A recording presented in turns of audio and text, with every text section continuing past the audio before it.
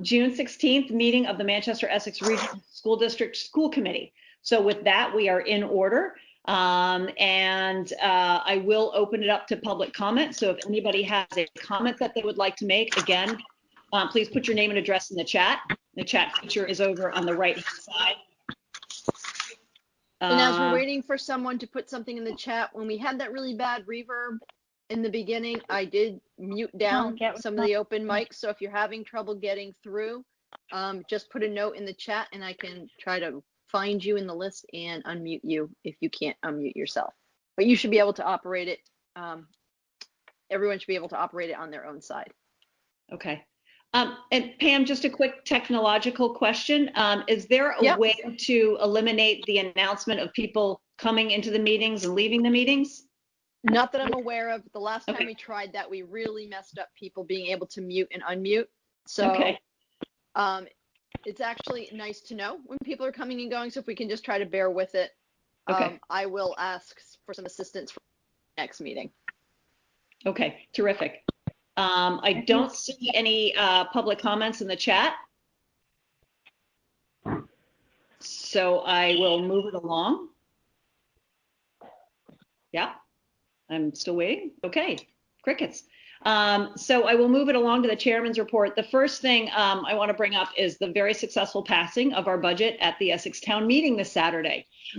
That doesn't happen by coincidence. That doesn't happen as a surprise. That happens because there's been a lot of work by a lot of people moving into this. So I want to thank our collaborative group.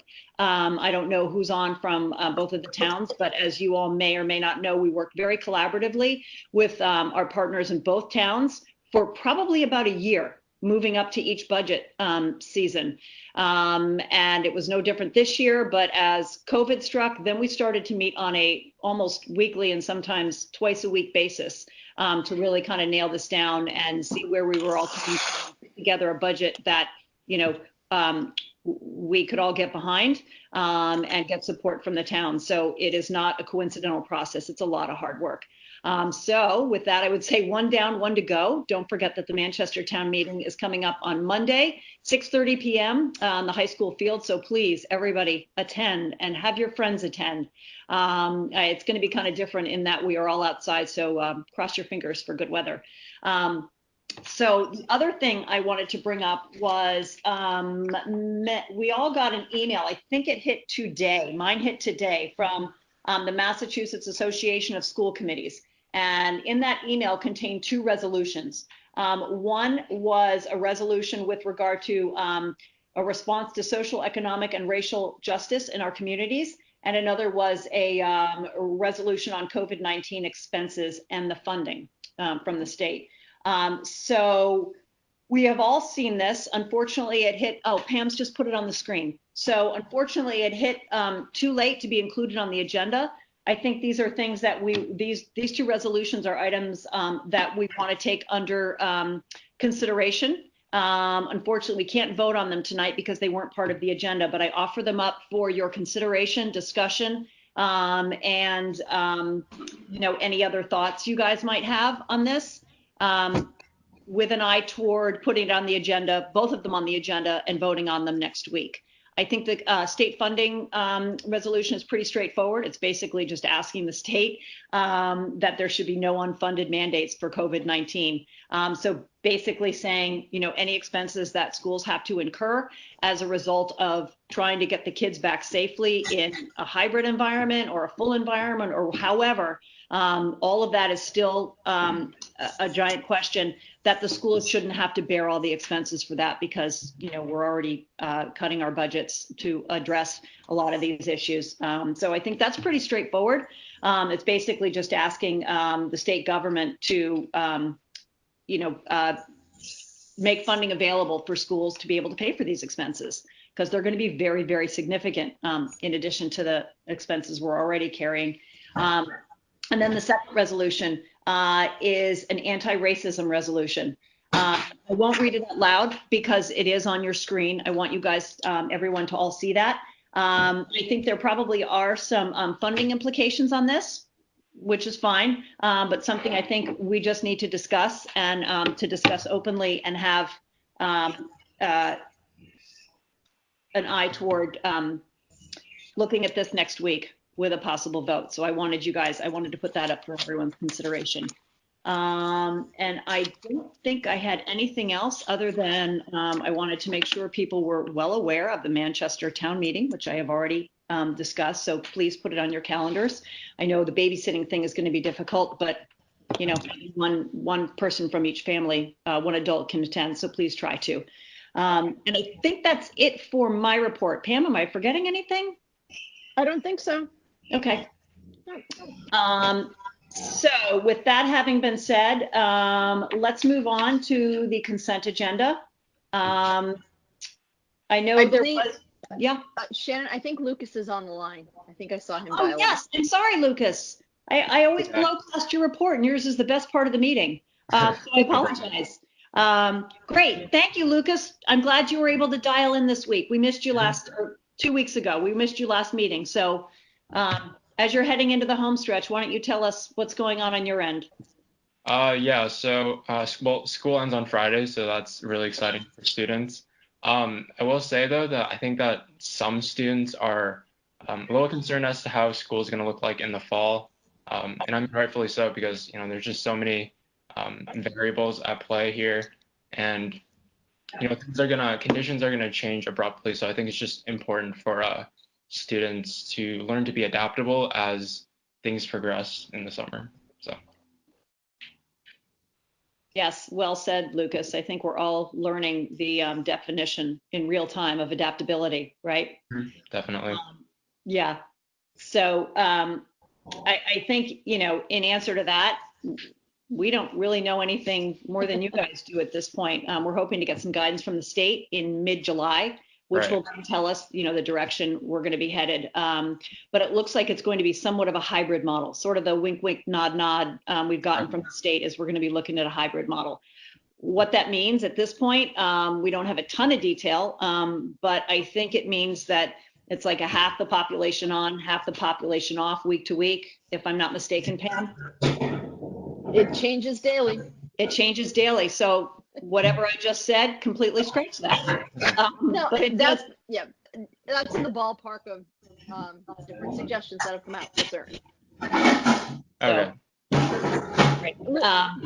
Lucas, I was just going to ask you from a student's perspective, if we can't have it back the way it was, is there any discussion amongst the student body about what some of the preferences might be? Not that I've heard.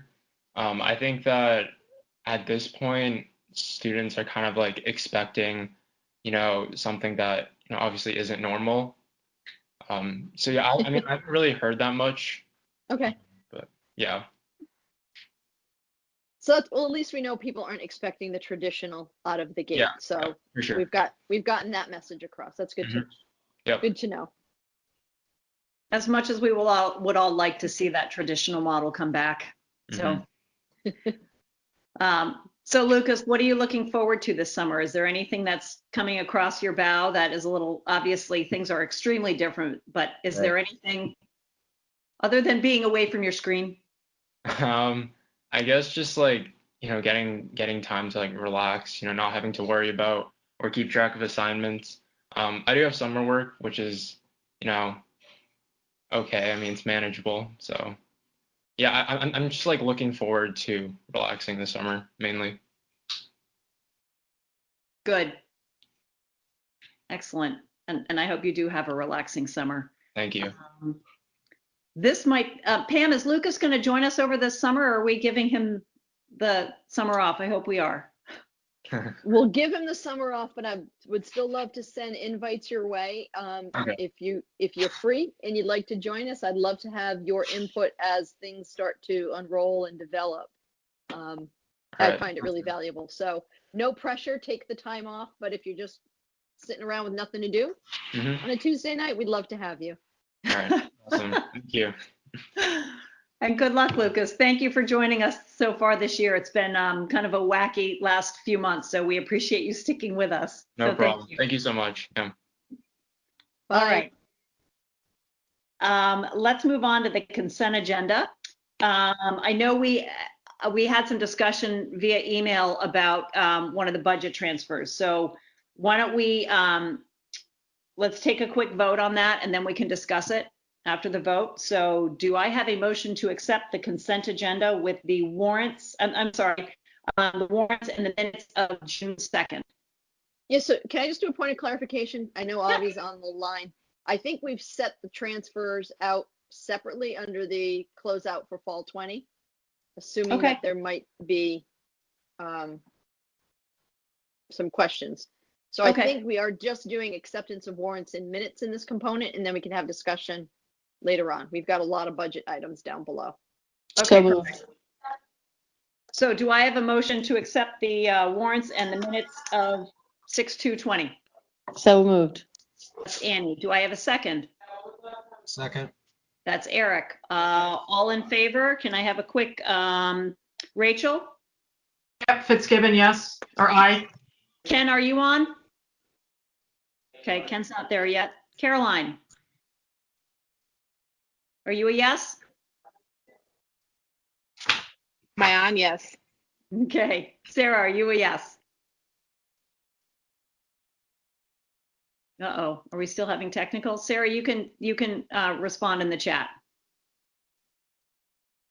And Erdman is a yes as well. Okay. I think that it's a majority, even without Sarah, but I don't want to leave her hanging. Is Sarah still on? There she is. She's giving you a thumbs up too. Okay, I didn't see her. I Okay, think great. we can hear Sarah. Motion passes. All right. I'm still looking here. Okay, let's move on to the subcommittee reports. Facilities and Building Committee. Annie and Caroline. Hi. So I think we had a building committee meeting last week. Did we have a building committee meeting last week? Yes. We did. We are still on time on budget. The old school is being demolished. I think that Pam sent out a video of that this week, which was odd.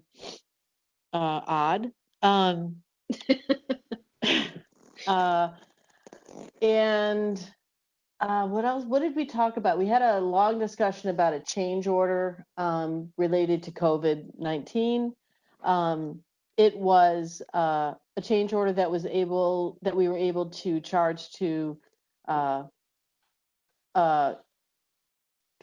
CM. What is it? Their contingency plan. It's WT, which is contingency plan, and our contingency budget. And it was reasonable. I think it was around 40 something. Am I right? Yeah, that's right. And yep, that's correct. And it was charged to the construction manager's contingency. And we anticipate there will be more charges to the COVID-19 work that has to happen. But other than that, it was a fairly non-eventful meeting, but things are going along fine. That's great. We like non-eventful meetings. Yeah. From what I read in Pam's summary, we are still on budget and on time. Yep, We are. Awesome. How great is that? Finance Committee. So I don't have anything to report other than the successful passage of the budget at Essex Town Meeting, and then we'll be up again in Manchester on Monday night. So fingers crossed for all that stuff, weather and cooperation. And I think that's it. I'm not missing anything in finance, I don't think. Just one thing that came up at Essex Town Meeting was significant support for making sure that we move forward with the Essex Playground in the fall. So that's what we heard. People want us to deliver on that. So that we should note that. Yes, thank you. Duly noted. And yes, we are all very much behind that project and would like to see it happen and would like to see, the discussion start again after we get some visibility into what the academic year would look like. So hopefully we'll be discussing that soon. So thank you for reminding me on that, Annie. And policy committee, Rachel and Eric? No. Okay. And negotiation team, Sarah and Ken. Ken's with us. Can you hear me? Yes, I can hear you. Yay. Yes, no, we have not met. Okay, terrific. Thank you. Why don't I kick it over to you, Pam, for your report? Sure. And my report is in two parts. Why don't we start with Julie? So Julie Riley is joining us tonight, and typically in a typical year, we would be giving you kind of an end of the year district improvement plan update report, but we've been knocked so far off kilter. We haven't done any of our traditional end of year activities or self-assessments. So we thought it would be nice to have Julie come and just have you hear from her about the work that's been going on, not only with remote learning, but she's also been moving forward on our traditional curriculum projects through the close down, and there's been a lot of positive work going on. So I'd love to kick it over to her, and we can talk a little bit about what we know and don't know about the opening of the year after she's done, if that's okay. So just a little bit of an end of the year update. Hi, Julie. Thanks for joining us. Hi, everyone. How are you? Well, I hope. It's been a long stretch, but we're in the last week, so it's kind of an interesting time to look back, and we did a lot of that over the last few weeks, looking back over what we have been doing, where are we going, how are we getting there. And so I tried to pull some of it together for you in a short little presentation, but we can certainly talk about any topics as they come up. Oh, Pam, do you have the screen? Okay, there you are. All right, great. So one of the things that I wanted to talk about tonight was around the trainings that we had worked on over the course of the year since we went remote, which I believe was around March 14th, between the 14th and the 17th. I can't even remember my days anymore, which I'm sure we all kind of feel the same way. So what I wanted to do is just talk quickly again about the different types of trainings that we went through in order to move our district forward for remote learning. And so I just give a little snapshot for you here. We did a lot, and I have to, again, always thank Jenna Seymour and Matt Tangney for helping us coordinate a vision around what this could look like and how we could get this up and running as quickly as possible. We had a lot of other support along the way, but the two of them really helped us kind of move this boat forward. So we worked on our trainings around Zoom, and we had to do some troubleshooting, obviously, as many districts did, with regard to updates in the platform. And Steve and John did a great job helping us update our technology so that we had the newest versions of Zoom so we could be safe in our district and in our work. So we did a lot of trainings on that, and I think we perfected that to the point where people felt good about offering Zoom courses with their students and meeting with small groups of students and things to that effect. So we were happy with that. We also worked on identifying ways and different mechanisms to help teachers organize their presentation of curriculum for students. So we had a lot of teachers learning Screencastify, lots of support around that between teachers on our training Fridays, and just throughout the whole process of learning how to move your content online. And so it was a heavy lift to kind of learn all these things at the same time as transition to remote learning, but our teachers did an awesome job with that. So we were working through Screencastify, Google Hangouts, Google Classroom, which I know we're all pretty familiar with now, but at the time we weren't using them as an instructional platform. And so we've kind of learned how to evolve into that process, which is great. We also had some great trainings on Padlet and Flipgrid, which were services that teachers were using to help connect students and to show student work.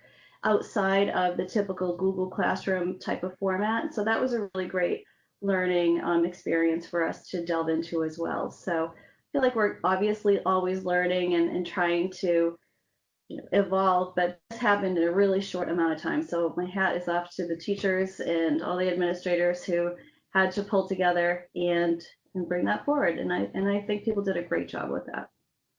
Does anyone have any questions on some of the technologies that we used, what that looked like? We ended up training people on Fridays. We had an open session for anyone who wanted to drop in. We also recorded everything. And maybe, Pam, this is on the next slide. We recorded all the trainings that we did and we posted them on a district site that was accessible to all staff. So if you were not able to attend any of the trainings that were organized, you could watch a recorded version of it, practice it, and then reach out for support one-on-one. So, and again, that's where Jenna and Matt really came in and helped out to support a lot of one-on-one tutorials. I'm sure that, we don't even know about, people with just questions on the fly. Annie, did you have a question? I have a dog in the background, so ignore her. So do you feel like teachers kind of know when to use what tool and have gotten into some sort of a rhythm so that it's not just brief contact once a week, but that it is students can understand like when they're going to have a certain format with content? And do you see what I mean? Like, are we getting into some sort of in a rhythm, kind of a rhythm? Yeah, can you talk a little bit about that? Like, when are they using what, and how's it working out? So in the beginning, I think we have to remember that when we went full remote, we kind of left what we had on our desks and just went home. And so our teachers didn't really have all the materials that you would like to have, some of the things that you like to take home and work on and be able to work with. So we had that with us, in the background, but we also had these directives that we were trying to make sense of in terms of what was the state asking for us to do and could we do with regard to what the state was asking. So every 3 weeks or so, we would have a more updated version of what the state's requirements were. We would call them phases: phase 1, phase 2, phase 3. What I'm talking about right now is phase 3. But during that time that we were trying to build this process, we were in phase 2 and in phase 1 and trying to figure out what that meant. So yes, to answer your question, I feel like we are in a place where people are learning how to use different tools and for what mechanism, what does it serve?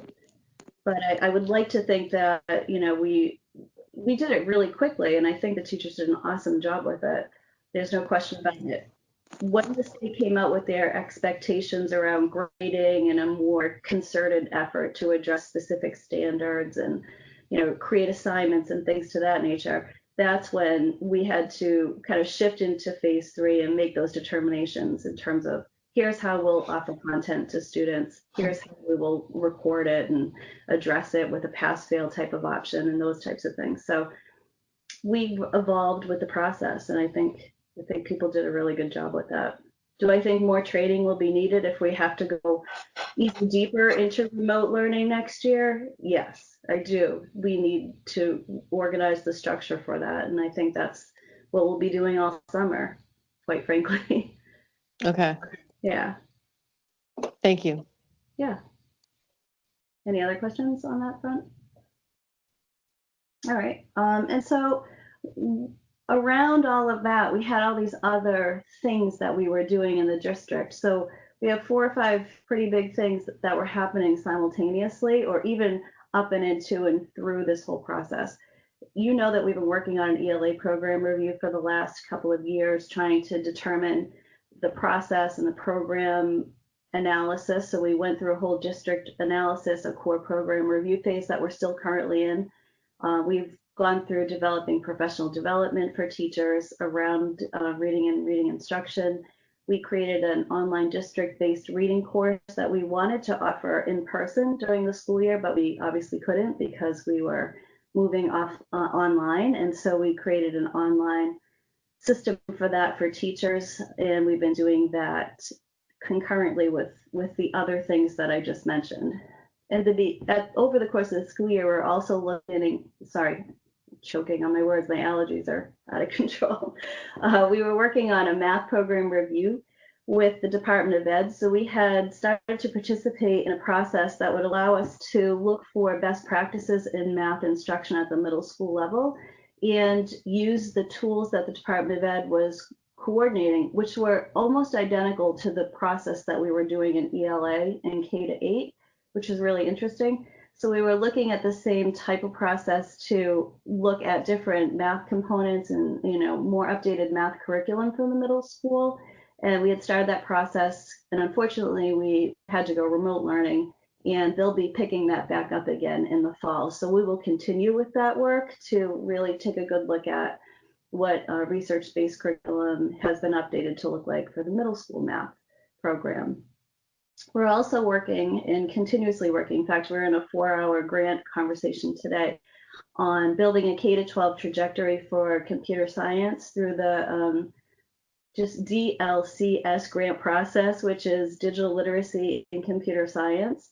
So we've been able to coordinate a really great team of all the same people that have been helping us do all this remote work to help build an infrastructure for all students through all of our schools on digital literacy and computer science, flowing up to the high school to AP Comp Sci, which is really exciting. And it's something that we've wanted to do for the last couple of years, but we've been dealing with a lot of other curriculum issues that we're trying to organize around. So it's great to have that support from the Department of Ed. We have a grant for 3 years, and we just started the process within the last couple months because, again, they had to take their whole grant process and put it online. So everything we're doing that we have been doing, we've had to also work in concert with all these other, like the Department of Ed or whoever it is that we're working with, help, waiting for them to get their content online so we could move forward with a lot of these, concepts that we're trying to build out. So we're excited about that one. And that is the beginning of a 3-year process as well. So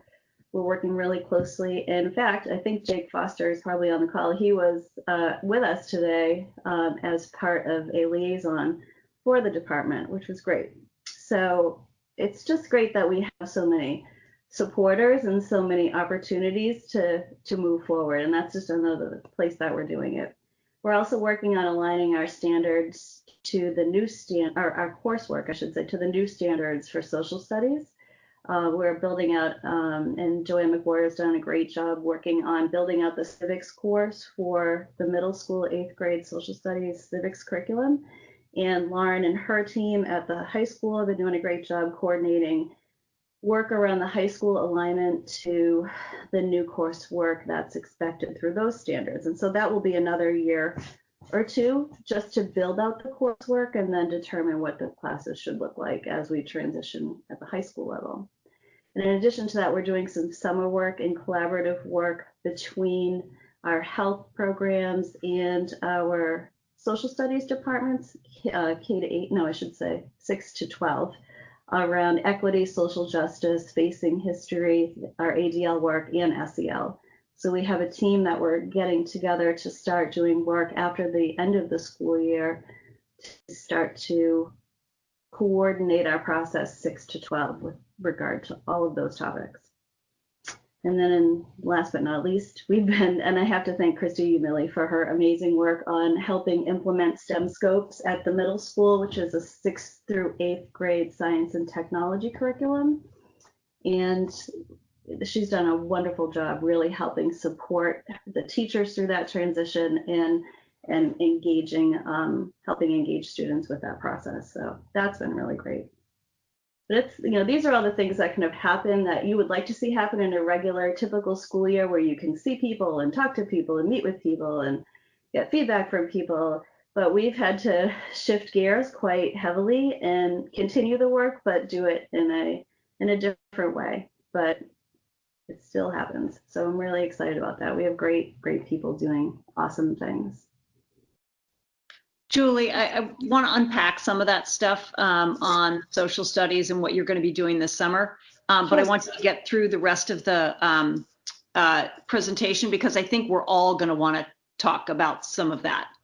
Of course. So the last thing, just really a forecast in terms of grant work. So we have some capacity to build out a lot of the content that we're talking about through grants. So our digital learning and computer science grant we're at year 1 of a 3-year process. So we're really excited that we got in on the ground floor for that one. So right now we're focused on middle school for that work, but we expect it to transition out to support our high school program and the elementary program, both which are super strong, all 3 really, and tie those all together in a K-12 really articulated programmatic structure so we can lead our students up into AP computer science, and that will be a lot of work that we'll be talking about next year, I envision. We also have an ECLC grant that we're working on. It's year 1 of a 3-year process, which is we've taken the focus of using that time and those funds to help us support building a district vision around strategic planning that I know Pam has a lot more to say about, but we won't get into tonight. But we're thinking that's a great structure for us to use to help us guide the process for future planning and strategic planning. And then our early literacy grant that we're applying for is one of many grants that should be coming out of the state for focused ELA PD around instructional reading in the lower elementary grades. But there's also a state pipeline. We're praying that we will get this funding at the state level from a federal grant, which should be upwards of $20 million around reading instruction across the state of Massachusetts. So we're kind of excited about the possibilities of that. I've been working with the Department of Ed for the last year as a representative for the MASS Superintendent's Group around reading and helping coordinate some of the work that will be coming out at the state level around instruction and instructional practices and supports to that effect. So there's a lot coming down the road, which is great. We're just waiting for it to get here, but we're on the tracks. So that's good news. So I'm ready to answer questions if you have them.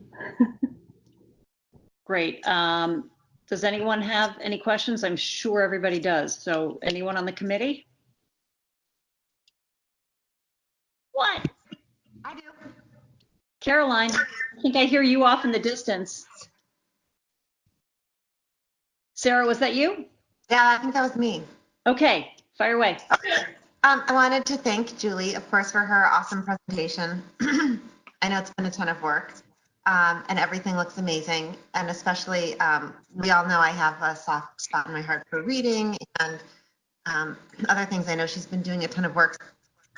So my one question was, and I think it's all amazing and there's so much, but just given the climate of everything that's happening this spring, and really hard on the equity, social justice piece.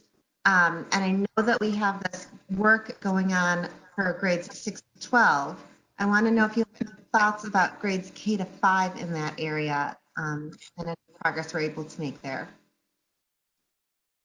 Well, we just received, and so this is like a 2-part answer. So, and I'll answer that and then any other questions you may have.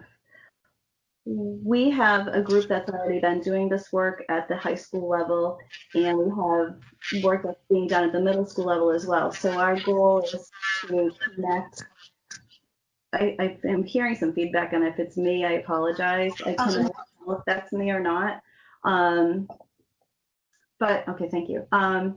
So we're connecting the dots in terms of who needs what for training, what should training look like, and what do the standards call for? Where does our current curriculum match the work that we need to do? So we have ongoing work, but I don't want to, pretend that we have done all the work. And that's some of the work that we're looking at this summer to try to identify where are the gaps and holes and what is the work that needs to be done at the middle and high school level? And then how do we build some of that back to the elementary schools? What should that look like? So we need to involve a lot of people in those conversations, and we're hoping to get that underway starting this summer. That's our plan.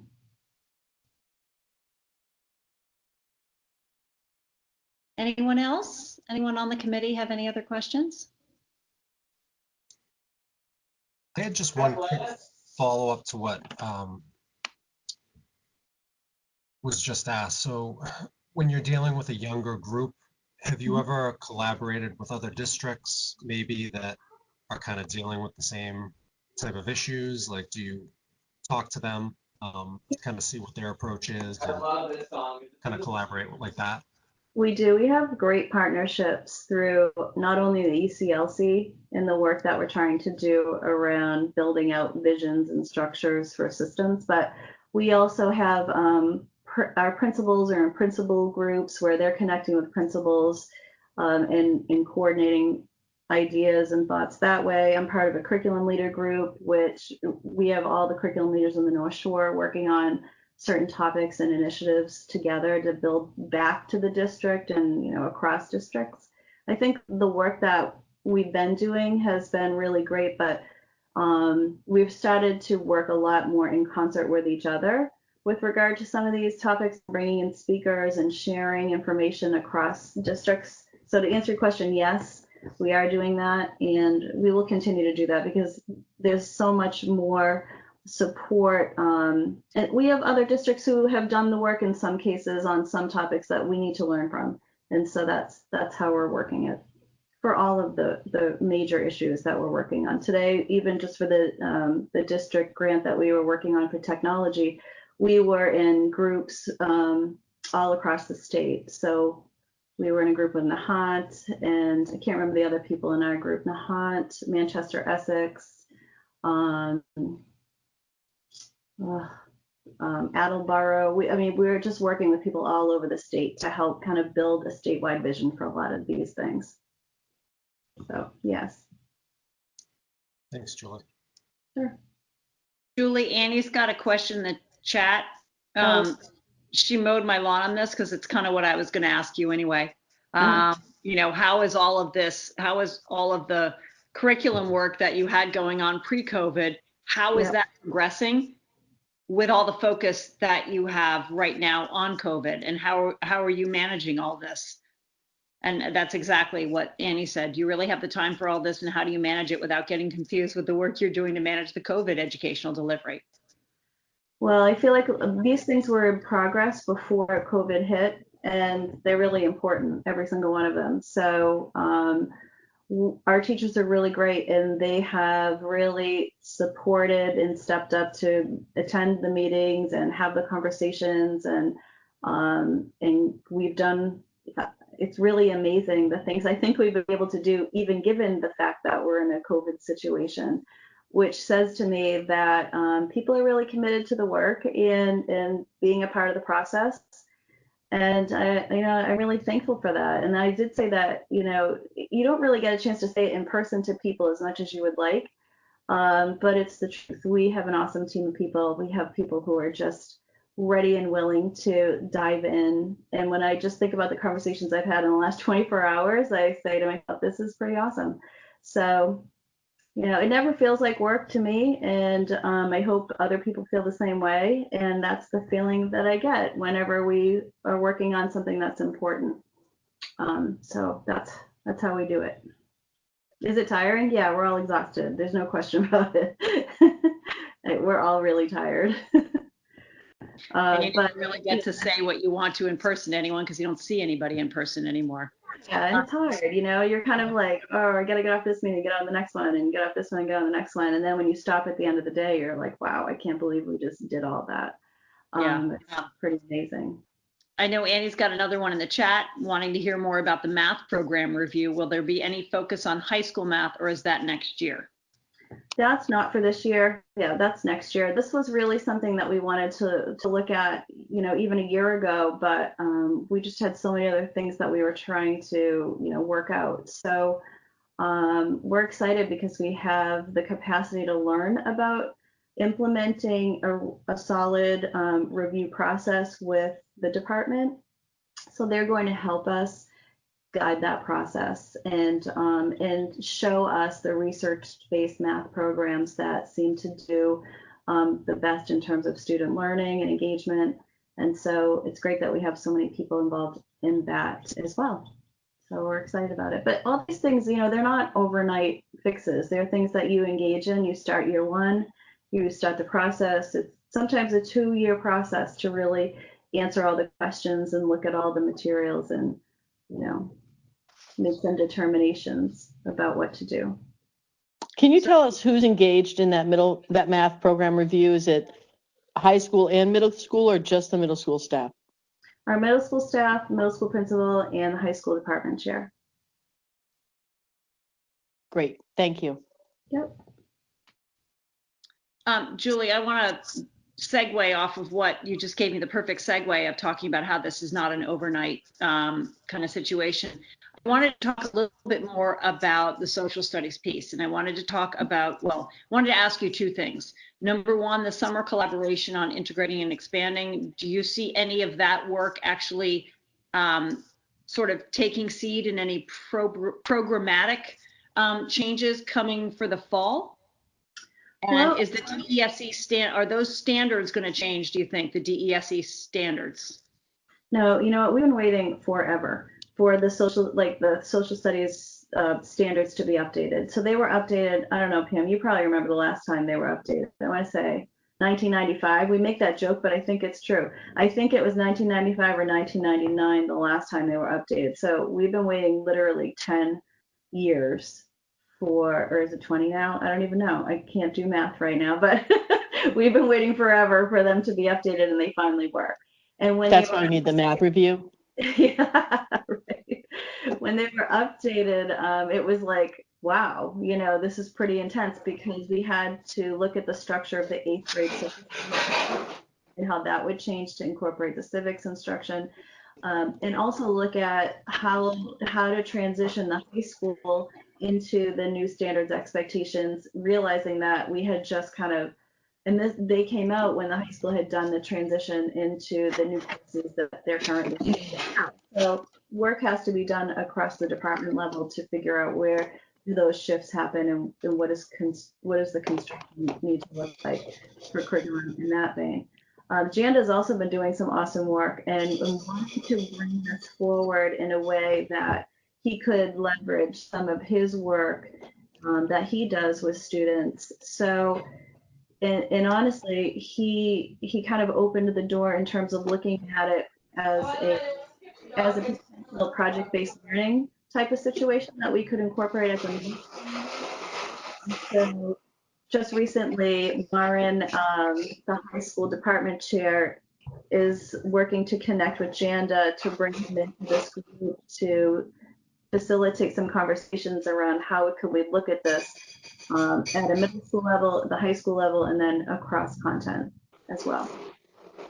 So lots of conversations on that. But I think if we handed this over and said, can you run with this a little bit starting in the fall, we would probably be able to do that. But I'd really want to look at what types of materials we would need to make that happen, and make sure that we could do it not only in person, but also remotely. So that's the other lens that we have to look at every single thing that we do right now.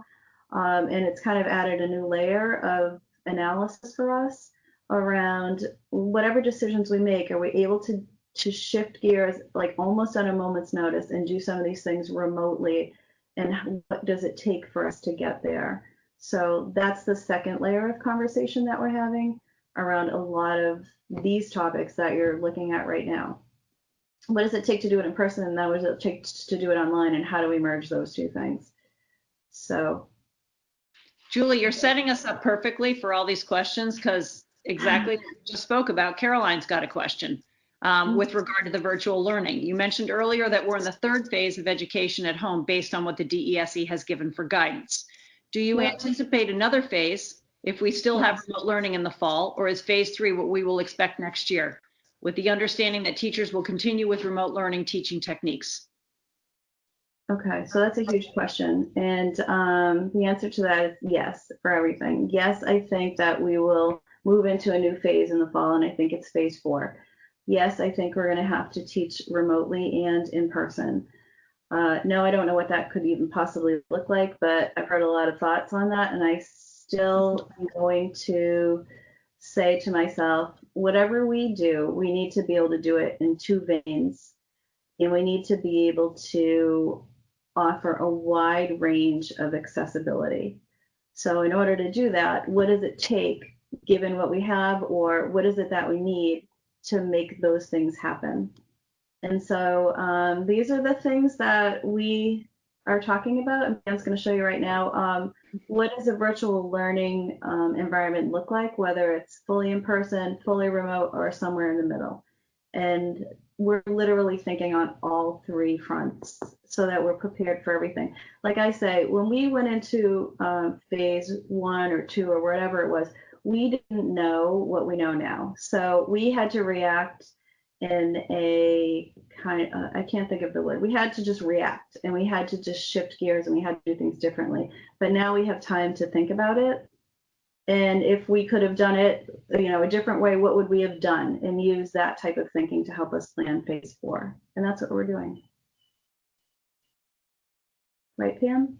Did you want to talk about what you have here? No, I just thought it was a good backdrop to what you were trying to explain. Yeah, I mean, there's just a lot of moving parts, right? And I think we know that the underpinning of everything is the robust virtual learning, whether you call it remote learning, virtual learning, but learning our lessons from phases 1 through 3 and applying them to phase 4 so that it's a more productive environment for people. Right. And what I think we did learn too was the professional development that's required to support that model. And so the PDC is going to meet all summer, and that's the professional development committee who will help us kind of gauge what is it that teachers need and how are we going to coordinate. I didn't even put those committees on there. The PDC is the committee that helps us reach out into all the schools and figure out, get feedback and figure out what formats could we take to ensure that all of this gets to the right people. So we'll be meeting all summer to help coordinate an opening for the fall. We've got a question from Caroline that just popped up. Okay. So high school received an email saying schedules have been pulled. Hold on, I just bounced around. Pulled together but not being confirmed in case things change. What is that referencing? If we need to have smaller classes, if we're doing a hybrid model. Her mic isn't working, so I'm going to be her mouthpiece tonight. She's going to do it over chat, but I wanted to ask that so it got into the record. So if Julie and I can tag team a little bit, so don't go anywhere, Julie, because I think all of this kind of flows together, but I've got the answers to some of the questions. Okay. I don't have the answers. That's my answer to some of the questions that are emerging. But yes, when we start to talk about next year, we talked a little bit last week about what schools will look like, how we're trying to read the tea leaves from our multiple meetings with the commissioner and his representatives. And I know, and I wish that I had all the answers for everybody going into the summer. So what I wanted to report out tonight is what we know versus what we don't know yet. And what we know is not all that different from last week, that the health and safety plan and the guidance is going to be derived from a state team of medical experts. So this guidance we keep talking about, June 15th. Well, June 15th is come and gone, so it's coming this week, not yesterday, and we hope to get it by the end of the week. But we're waiting on the details of how to structure the year. So that kind of goes to Caroline's questions. We know that it's likely going to be a hybrid of in-person and remote learning. Julie spoke to that and how we're preparing. We think we know that parents will likely have an option to keep students home if they choose, because I don't think anybody's going to put the seal of perfection on how we're planning for the fall, but that's going to come out at the state level. We know that with our remote learning that we are going to be looking to implement structure, schedule, and accountability, and that's for both students and faculty. You can look, we will have grades incorporated. It will run more like a real school day. And the goal will be to somehow integrate the in-person and the remote experiences if we're on some type of alternating schedule. So we know those big picture things. We know we aren't going to have the final guidance. We're not going to have the schedule. We're not going to have a full calendar for anybody for the year, likely until late July, when the final version of the guidance at this point is expected to come out.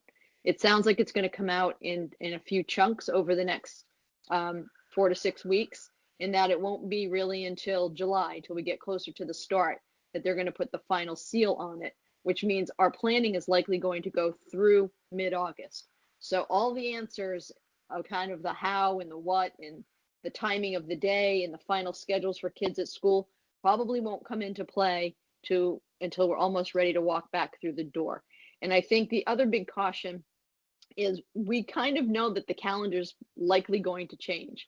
We're going to give you the first day of school tonight and what we anticipate is the last day of school for next year. But I would not be surprised if you're hearing from us midsummer that we have to reconfigure the beginning of the year for training needs or to delay the start or something like that. So flexibility and fluidity are kind of the buzzwords of this. We're still in the uncharted waters, and we're going to try to navigate together over the summer. And I know it's a horrible place for people to live with this level of uncertainty. So more specifically to Caroline's question and Tricia's email, what we don't know, if we can jump to the bottom of this slide, is because we don't know what the organization of the school day and year is going to be looking like, whether it's in every other day, every other week, we go full tilt, we pull back and go remote. Tricia doesn't have what she needs, and neither does Joanne for that matter, to build the final schedule at the middle high school. Because whether or not you can have 10 kids in a room or 20 kids in a room is going to make a difference on how they configure all of the coursework. So what I believe she's done, I won't speak for her, but she built the traditional model schedule, and now she's in a holding pattern to see how that has to be adapted to the new rules and regulations of going to school. So she doesn't know limits on class size, what programs can and can't run, whether or not we can have after school activities or athletics. So at elementary, we know we're going to get some limit on number of kids per class, and that for the most part, from what we're hearing, they're going to pretty much be stationary for the day.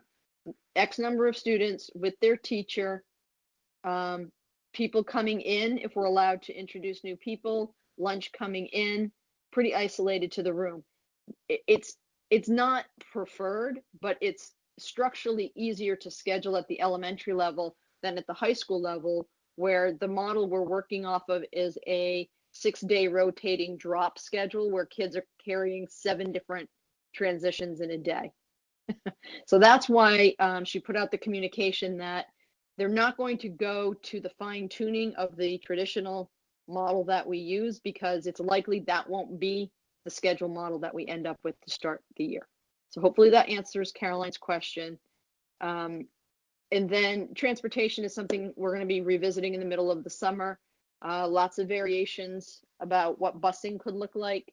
They've gone from maybe limits on buses to 10 kids on a bus, 20 kids on a bus, or maybe relaxing of the rules or new guidance that may be coming out that allows more kids to ride the bus. So we have to look through all those things. I think our hope was originally, to be perfectly honest, that we would be getting some of the structural guidance, the technical guidance right now in June, so we could kind of rebuild what the school year would look like, and then focus all of our energy over the summer on building the best curriculum and instructional program we could to fit in it.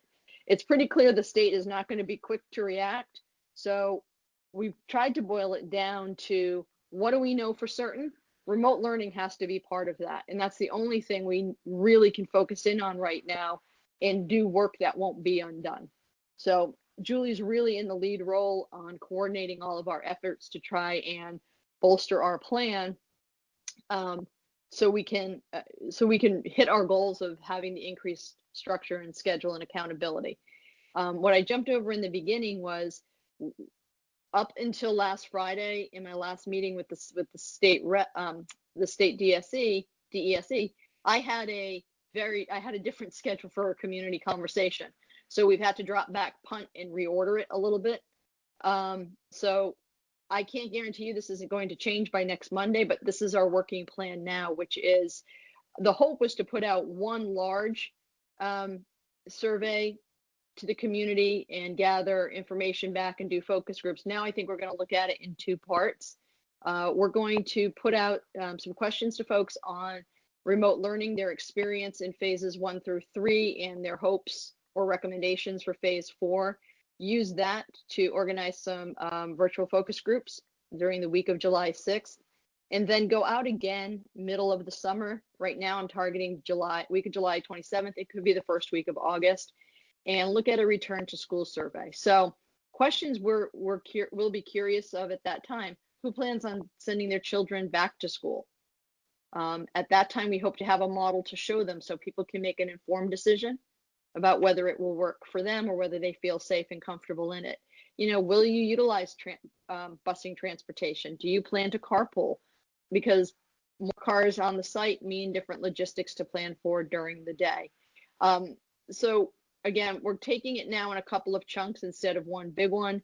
This is our working definition, and I'm going to probably stamp everything I do right now with everything's tentative and subject to change, because every day I feel like I know the state's being driven very much by the latest medical data. There's a team that they're working with, epidemiologists who are guiding them on the safest way to reopen schools. So they're on the cutting edge of the statistics and the numbers, and I think they're trying to make the best decision they can to serve as many people in as best way possible. It just means they're not ready to commit to anything yet. So frustrating, but understandable given the circumstances. So I think a lot of what Julie's been working on is just making sure that when we can figure out all of these big picture things and how to pay for them, there's going to be a really robust program waiting for the kids. And we're going to try to transfer what we do so well in a traditional environment to the virtual world. So I'm happy to take questions kind of on the structural outlook for the fall and the timeline for planning. And Julie's still here with any additional curriculum questions. So I have a quick question. You know, as we talk about phase 4 and a more robust, structured, scheduled, synchronous type of experience, which I think all the parents are probably pretty happy to hear. I'd like to talk about accountability for a second. And I don't mean that in a punitive way. I mean that in how do we make sure that everybody has what they need to do what they need to do, and that all of your efforts on the training and all of the technological platforms are reaching everyone, and that we ensure a consistent delivery across, well, vertically and horizontally, if you know what I mean, K through 12 and across the various grades. You know, all the 3rd grade's going to look the same. All the 6th grade's going to look the same. Well, maybe not for middle school, but you know what I mean. You know what I'm getting at. So how do we ensure that that's going to happen? I imagine that's very difficult when you can't see people face to face and you can't hop in people's classrooms. So how are we going to affect that? Well, I feel like that's the work. And so what we're doing through, if you even look at what we're doing currently, Everyday Math, we have similar platforms to that effect across both elementary schools. We have similar platform for No Atom, both across both elementary schools. We're working on the ELA process to determine what a structure should look like or could look like for us across both elementary schools leading into the middle school. So if you think of it that way, that's the structure we'll be using to deliver the content. So one of the things that we did recently make a decision on was how to organize around technology for students. And we'll be doing part of that through our survey, but really trying to make a determination in terms of which technology pieces will students receive from us, or will we be expecting students to be able to utilize to access curriculum. So we made determinations on Google Classroom, which will be used from grades 3 through 8, as well as middle and high school, which is currently using Google Classroom. And then we decided to go with the platform Seesaw for K through 2 with the use of iPads, knowing that our students in grades K through 2 aren't proficient writers yet. So we need to be able to accommodate for the developmental component there and make sure that we have the appropriate technology necessary to support student learning across grades K through 2, in addition to grades 3 through 12. And so we're dealing with this on a number of different fronts. One is just the technology front. The other is the curriculum front that you're talking about, the coordination and alignment of that, and making sure that we have the right structures in place to allow that to happen. And then the structures of school. What will school look like in terms of the delivery of content through teachers and the time structure, whether it's in school or out of school. And so again, I feel like we look at everything in three different fronts in terms of how do we deploy all this information and support. And then another thought that we have, and we know that we need to address, is how do we support parents in the transition to this role of whatever it will be for phase 4, because we were just so in it with grades, with phases 1 through 3. We recognize the fact that we need to support parents with how do I access Google Classroom, or what is CSAR, and how will my kids be using that? What is that? You know, what kind of support do I need to know around, you know, helping my kids use these platforms? So that's a lot of the work that we'll be doing this summer, is to really help organize that process and then figure out ways to communicate it so that all parents are getting the same information. I think you'll see in the questionnaire going out, we have some specific questions about capacity at home in terms of your technology setup, your availability of devices. We did, during this implementation, provide devices for those who were in need. And I think what we're looking at, and Julie's been spearheading this, is looking more at a quasi one-to-one assignment, so that students always have a Google Chromebook at the ready when they go home. So if we're working off the every other week, every other day model, if you're not in school, you should have your assigned device with you in case we don't come back to school. I think that was a lesson well learned. Yes. Going in, like Julia said before, we left on the 12th thinking, ooh, we're shutting down, kind of like a snow day. This is going to resolve itself in a few days and we'll be back and we'll do some temporary measures. I don't know that it was in my mind that the schools would be shut down and we couldn't get back in to get the things we needed. So I think we know we will be better prepared for those scenarios going forward. Sorry, Julie, if I cut you off. No, that was fine. And that's what I was going to say. We are learning from the things that we had to address in phases 1 through 3. And just the technology is kind of a no-brainer. We need our students to be able to have the devices that we need them to have, so that that's not one more piece of the puzzle that we're trying to solve. And so really deploying the appropriate resources is probably one of the key things that will happen right at the beginning of the school year. To Caroline's question, there are some questions in the questionnaire that will go out that do ask about actual time spent, availability of parent time, who is working at home while the kids are working at home. So we're trying to get at a little deeper understanding of the conditions kids will be working at if we are relying on them to do things from home. So for the record, Caroline's question was, what about parents' capacity of actual time to be hands-on helping? So Pam was just answering that question. I just wanted to read it for the record. Sorry. No worries. I think from the chat, someone had a question about the ELA. We're in the final phase of doing the core program review, and then we will make a recommendation based on feedback that we're receiving and analyzing at the committee level and through our administrative team. So we'll make a recommendation on that, I would assume, in the coming weeks. So I have one last question. One just popped up. Okay, I want to read this one first. We're actually not going to do a question and answer.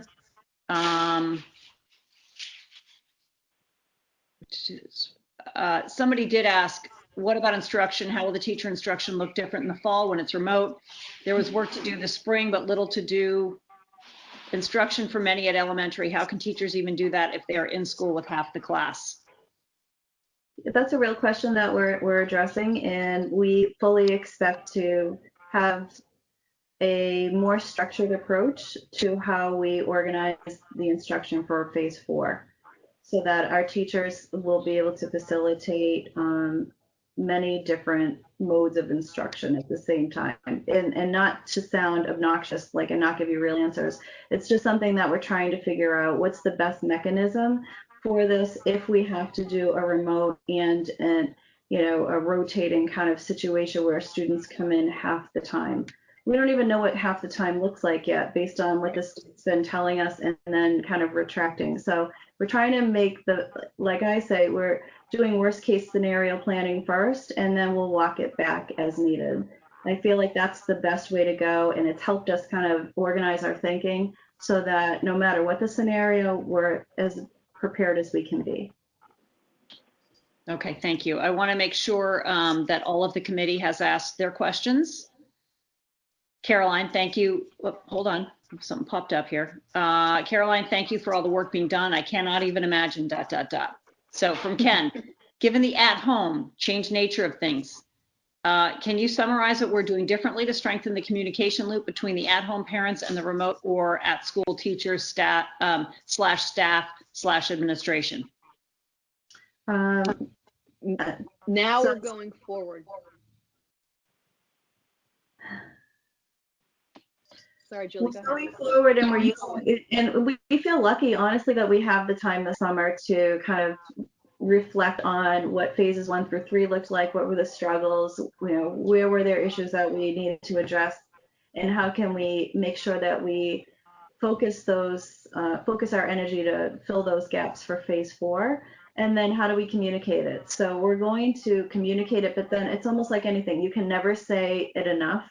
So we have to figure out ways to share information that's not just through school committee or the principals or the teachers. We have to figure out how to address this as a community effort in a sense, because it is a community effort. And so it would be, I know we heard some really great ideas in some of our coffees that Pam put out earlier in the year about parents helping parents. I mean, this could be one of those situations where everybody helps out in some capacity, because we're not going to have everybody in the same situation, whether it's working from home or whatever the case may be. So we're really going to need, I think, as much community support around this as possible. I think that is a phenomenal idea. And Ken just said thank you for all the great work. Oh, there he is. I'll let you speak, Ken. Hey, I won't put your words. Yeah, I was going to say no. Thank you for the great work, and Julie, that's good to hear. I've heard from parents that have felt kind of like this task, what's behind us, hemmed in, and okay, how do we work together and set expectations and help each other forward? So I think you said an important thing that it bears. You can say it once, but it's not as easy as everybody has that one experience of coming in for the one back to school night in September. I don't think that'll happen. Mm-hmm. So we got to kind of build those bridges, and it's probably going to take some repetition to get there too. So. Sorry, Jan told me I'm breaking up, so I'll cut off at this point. No, I think it's just the headphones. Sometimes those get a little wonky. A little wonky. Does anyone else have any questions on the committee? I have one last question, Julie.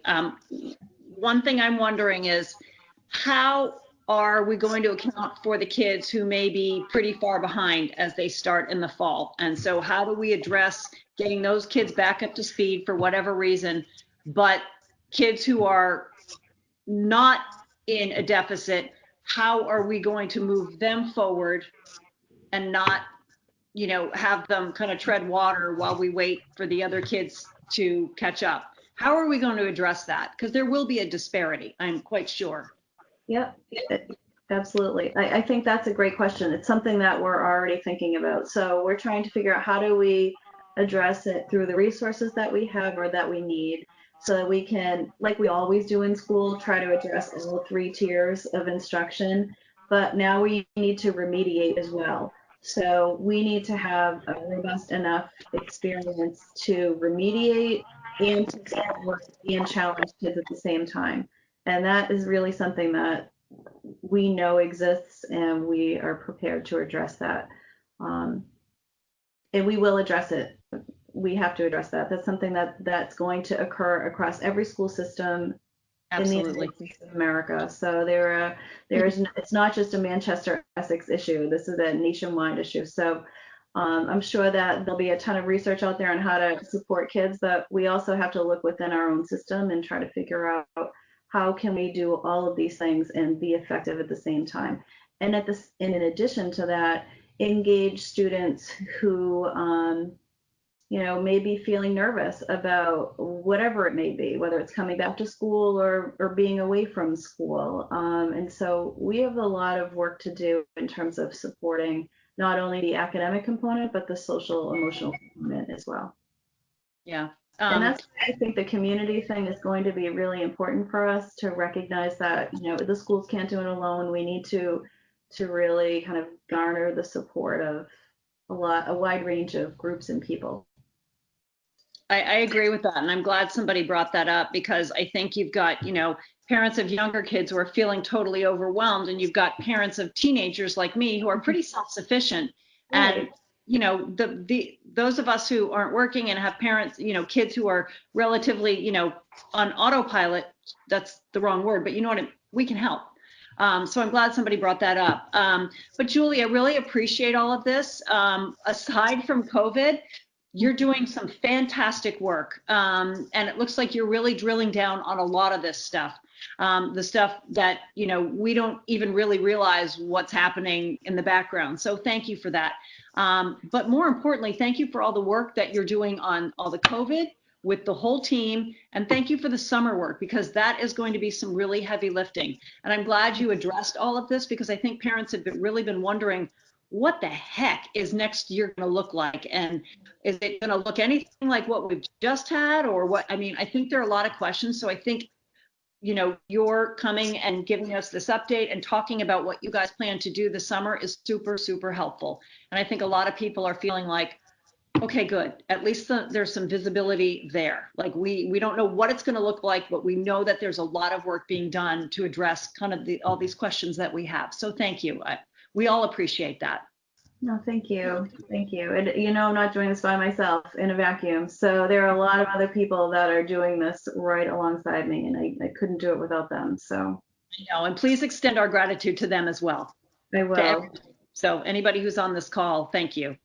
So after that in-depth discussion, I think we're going to move on. So thank you, Julie. And I'm sure we'll be hearing from you as the summer goes. Can we do that, Pam? Can we have a check-in with Julie as we get through the summer?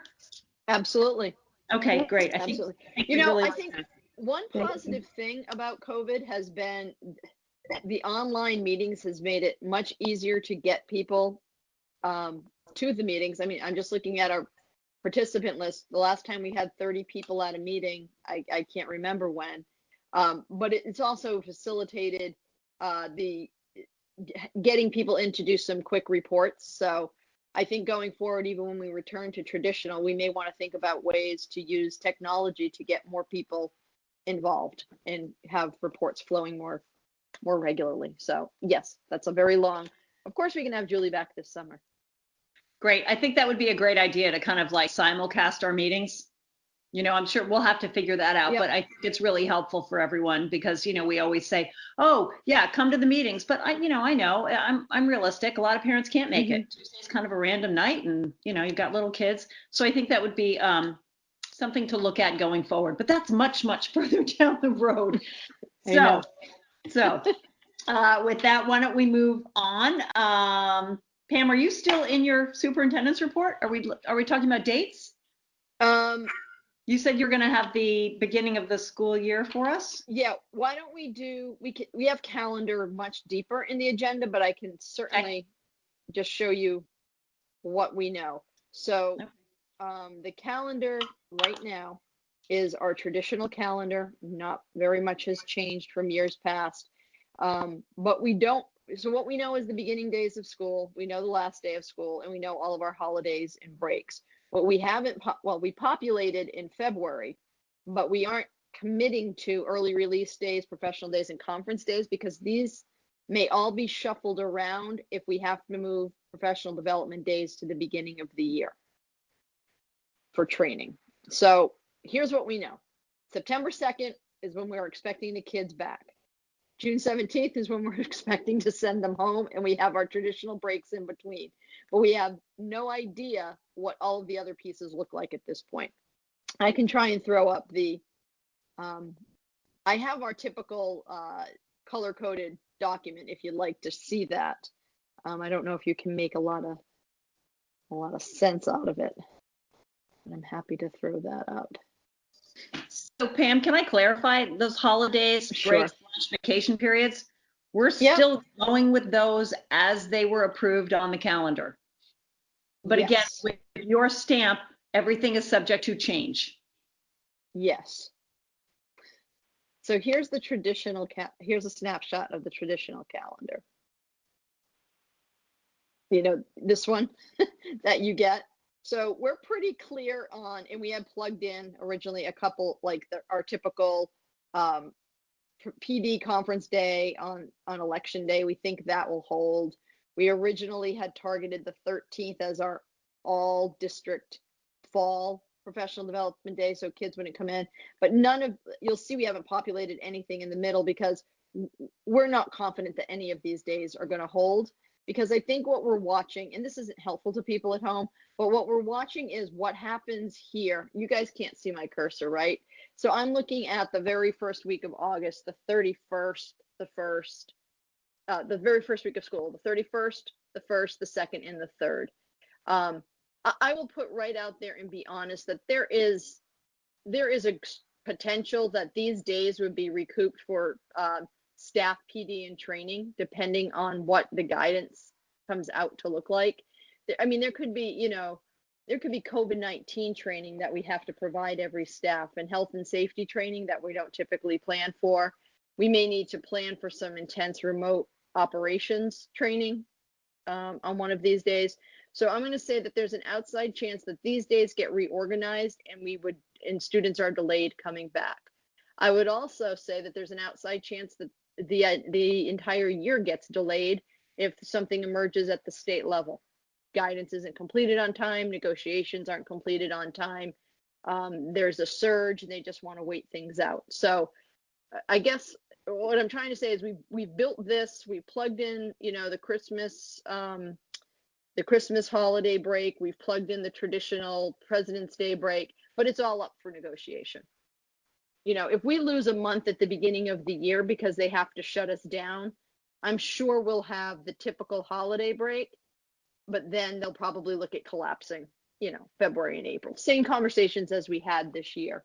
So I know people want to see this. They want to be able to feel like they can do some planning. So I'm going to post it with a lot of caveats that if everything goes smoothly, this is what the beginning of the year will look like. But we just don't even know where to place these reliably yet. Okay, where are you going to post this? Typically, I include a link in one of my updates, and then it gets posted on our website under the parent dropdown. I think what this will do, this one, it's like we're not taking away Thanksgiving. That's not going to happen. There's no real scenario where that happens. The 2 holiday break over December, it's not very likely that people would tamper with that. So I think there are some things that we know will be pretty stable. So if families feel like they need to plan around traditional holiday events or family events, and everyone's family is different, and there is no standard holiday period anymore. So people should feel free to plan with whatever personal obligations or religious holidays that impact their families in mind, and we will all have to learn to be flexible and work around things.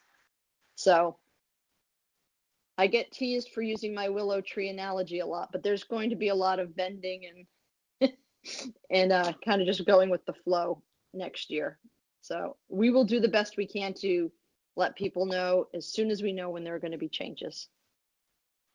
So this is why I kind of went with the simple slide of the key dates that I think people are looking for, which are the beginning of the year and the end of the year. Okay, so we have the beginning, we have the end, and everything else in between is relatively mushy. Mm-hmm. Okay. Sorry about that.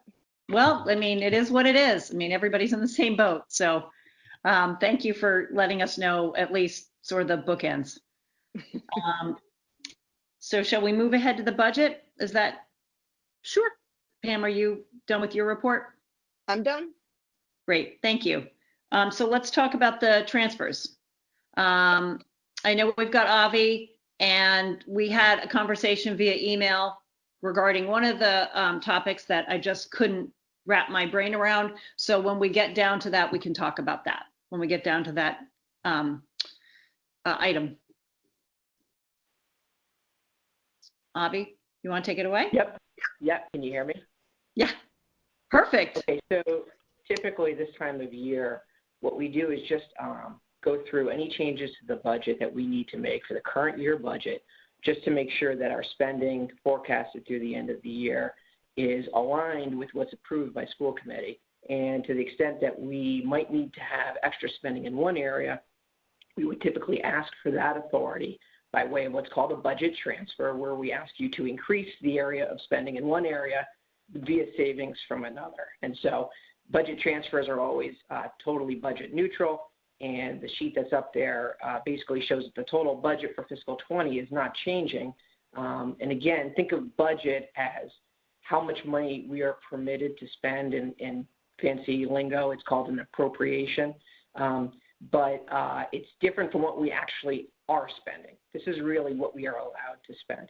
So we need to get school committee's approval every year when we change our spending plan compared to what we told you it was going to be. And you may remember that we typically do a check-in mid-year right around November, December, prior to sending out the tentative budget for the next year. We try to true up the current year based on things that we know have changed. And most specifically, from the time the budget gets adopted by school committee, which is typically in February of every year for the coming fiscal year, and then it goes to town meetings. After that time, things change, particularly on the staffing side. Maybe people leave we didn't know about, or there's some retirements we didn't quite know were going to happen, and then we do some hiring over the summer. And usually by the early fall, we start to have a sense of where do all those changes fall out. Was there savings? Is there going to be some extra costs? If so, how would we pay for them?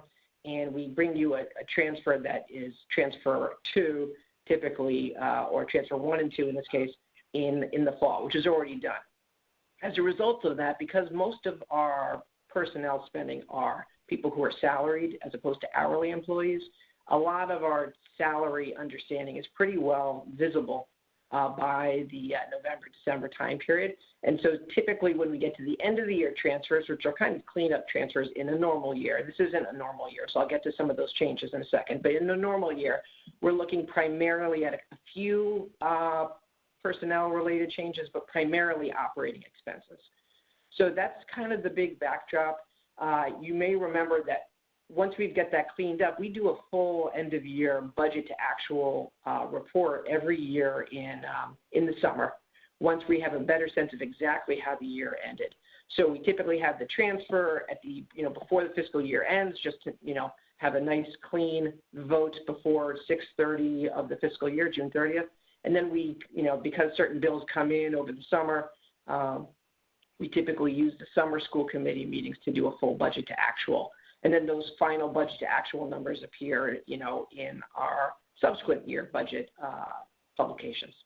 So this year it's a little different, and it's different because we know we need to start forecasting in more depth some of the budget to actual results right now, because first of all, there's been some big changes around on-premises versus remote operations of our school district. And people know that there's some things that are changing, and we want to be able to talk about what some of those are financially. And the big picture there is, there's some savings ultimately that we're having. There's some things that we still have to do. I talked about how, I think at prior school committees, we talked about how personnel costs are mostly the same, but there are some people on the hourly side where there isn't as much spending. So we'll talk about some of that savings in a second. But there's also savings on the operating expenditure side.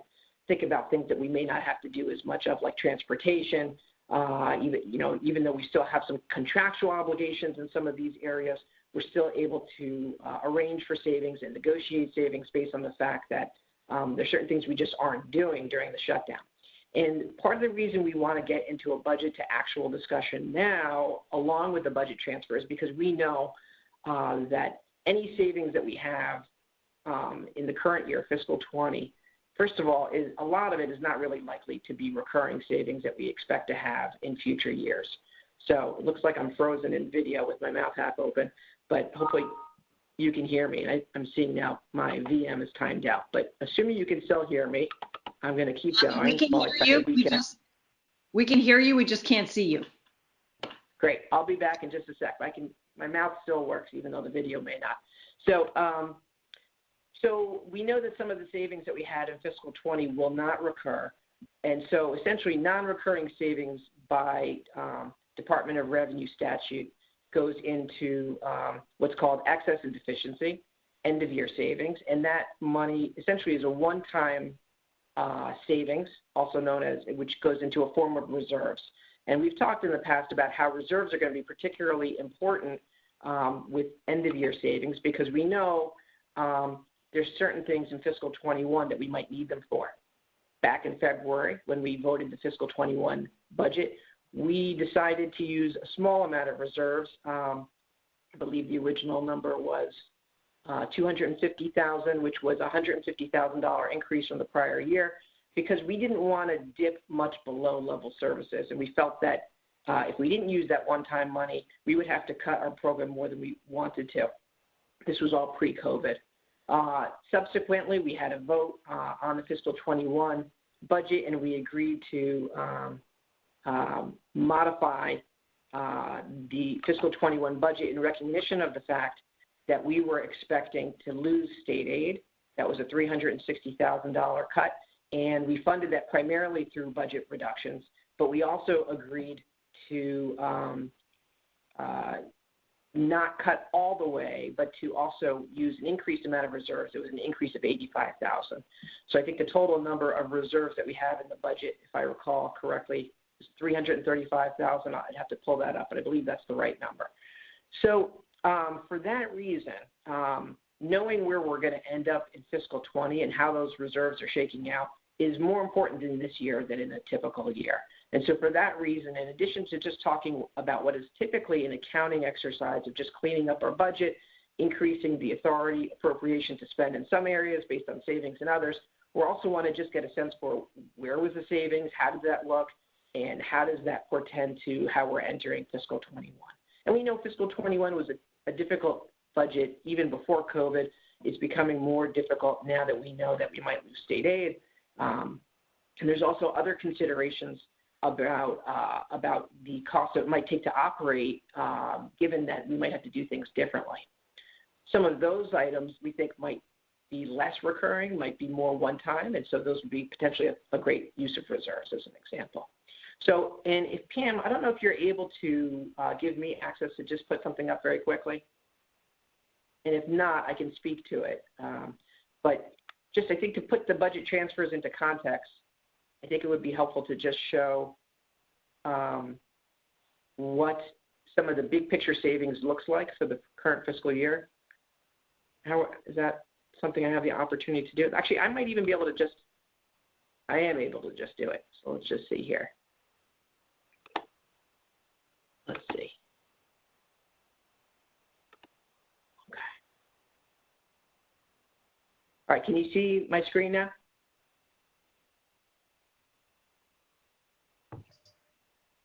Oh, now we see it.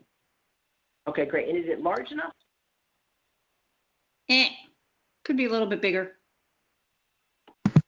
There's a magnifying icon on the left side of the screen. Oh, that we can use. Right. Thank you, Sarah. And I'm going to there. Yep. do a little on my end too. All right. Yeah. So here is the fiscal 20. Here's a quick look at the fiscal 20 budget in rough senses. Personnel costs here. I think I've talked about before that we are, probably one of our tighter years ever on salaries. And by the way, the budget numbers here are where we stand with our budget as of the last transfer. They don't incorporate the new transfer request yet. Okay. So you can see we're looking to be right on line for savings. There are some hourly costs that we'll save, substitutes, for example, and some of the other, timesheet type of work that's over and above. But as I mentioned, typically a lot of our personnel are on a salary basis and they're all working, albeit remotely.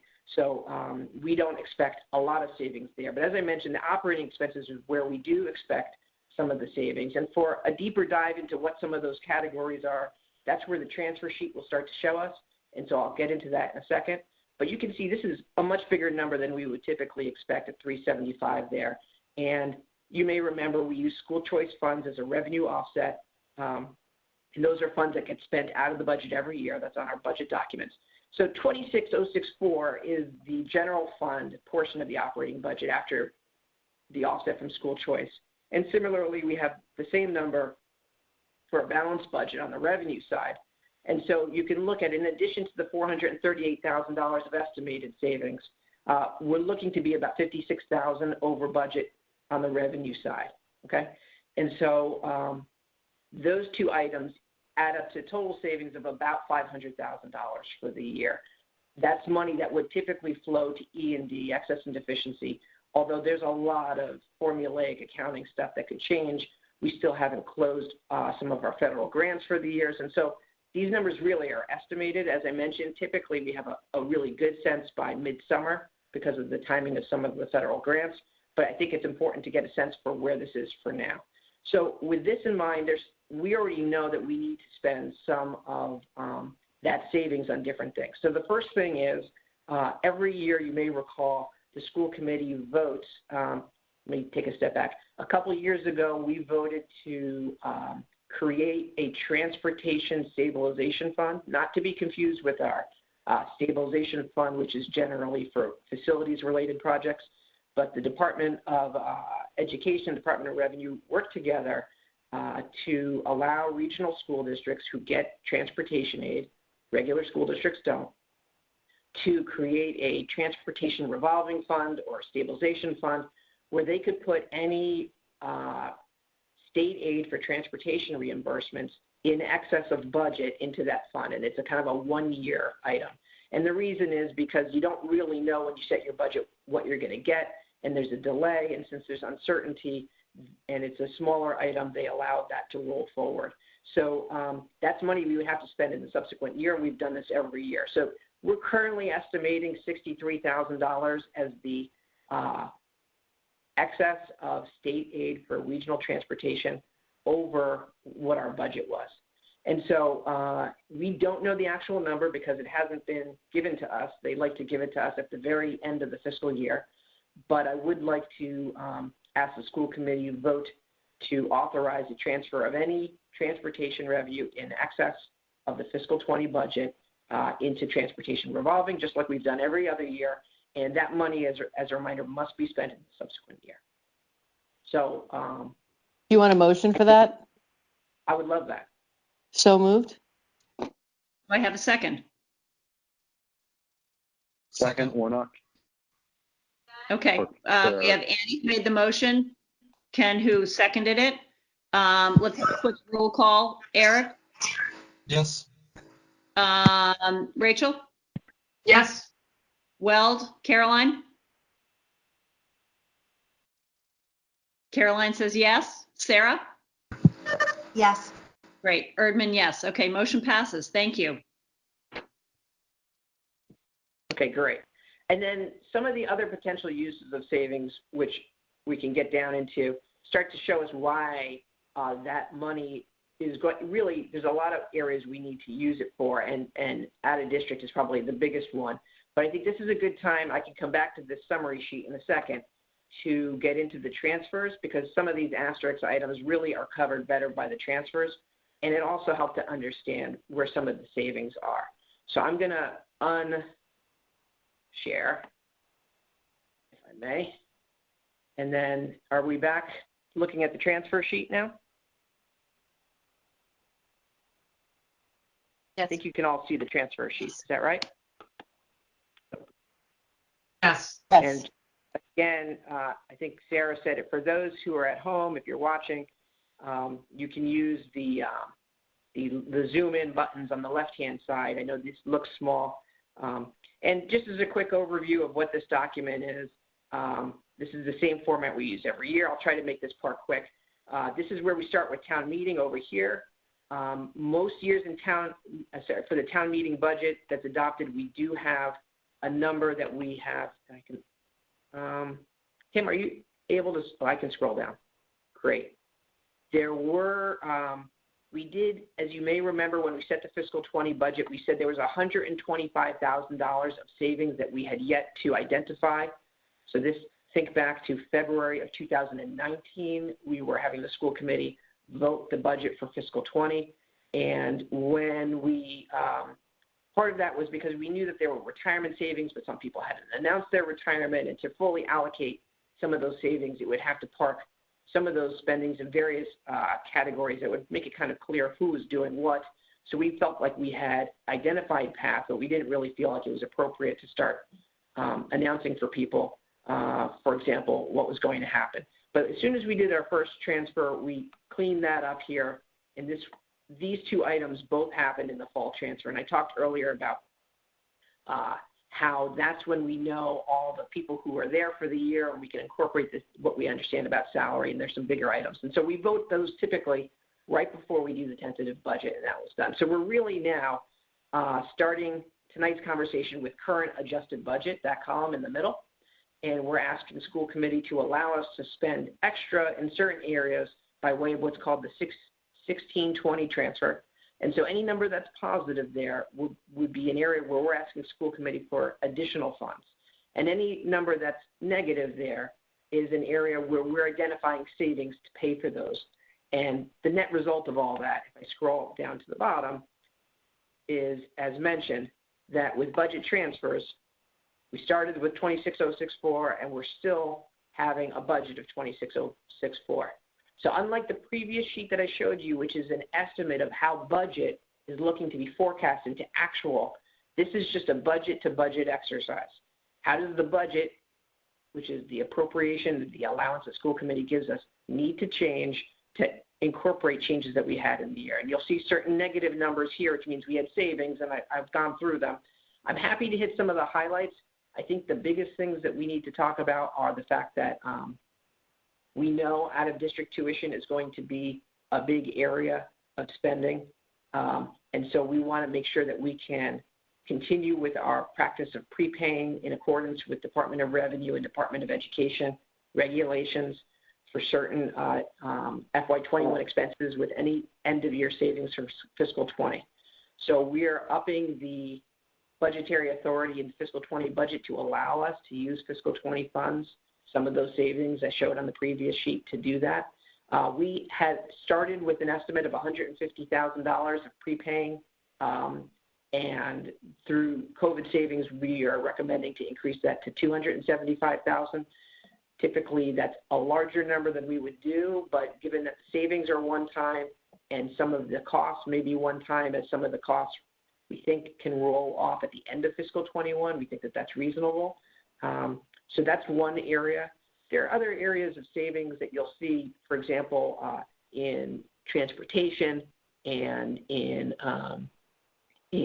supplies and in administrative expenses, all come with the fact that just being not in service, we're able to save some money. So those are going to other areas of savings. And those are helping to do things like funding some of the out-of-district prepayments. Some other ones that I thought might be helpful to touch on briefly are the athletics program.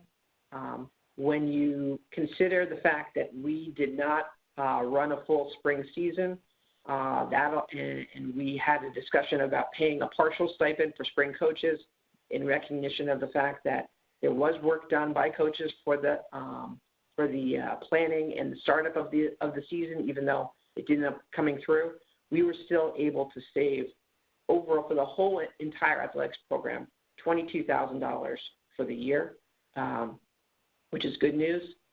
The athletics program is a little confusing because we spend the money in different areas. So on this sheet, we have the general fund budget area, which is split into personnel. And on the personnel side, you can see the $36,000 of savings just on coaches alone, 37. And then there's operating expenses. And before I hit on that number, because you can see there's a request to spend $57,000 more, put that on hold for a second. That is a request that we're making to take spending that we would normally do in the revolving fund, and instead of spending it there, spend it through the general fund budget instead, knowing that we have this COVID savings.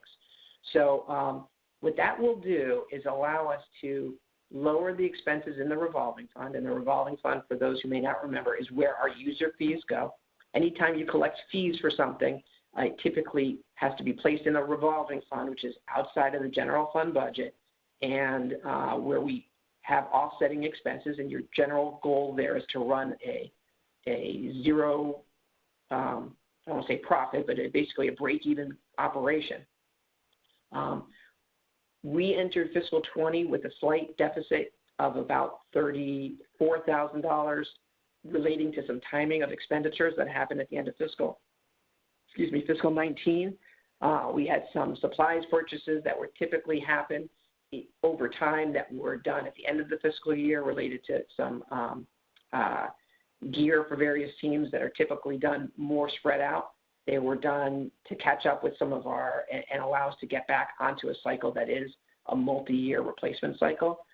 Some of the jerseys and equipment just needed, basically, were kind of due. So, but that's really less of a function of being out of balance structurally and more of a timing issue. But for the current year, we have to remember that with the cancellation of the spring season, we had to forego user fees.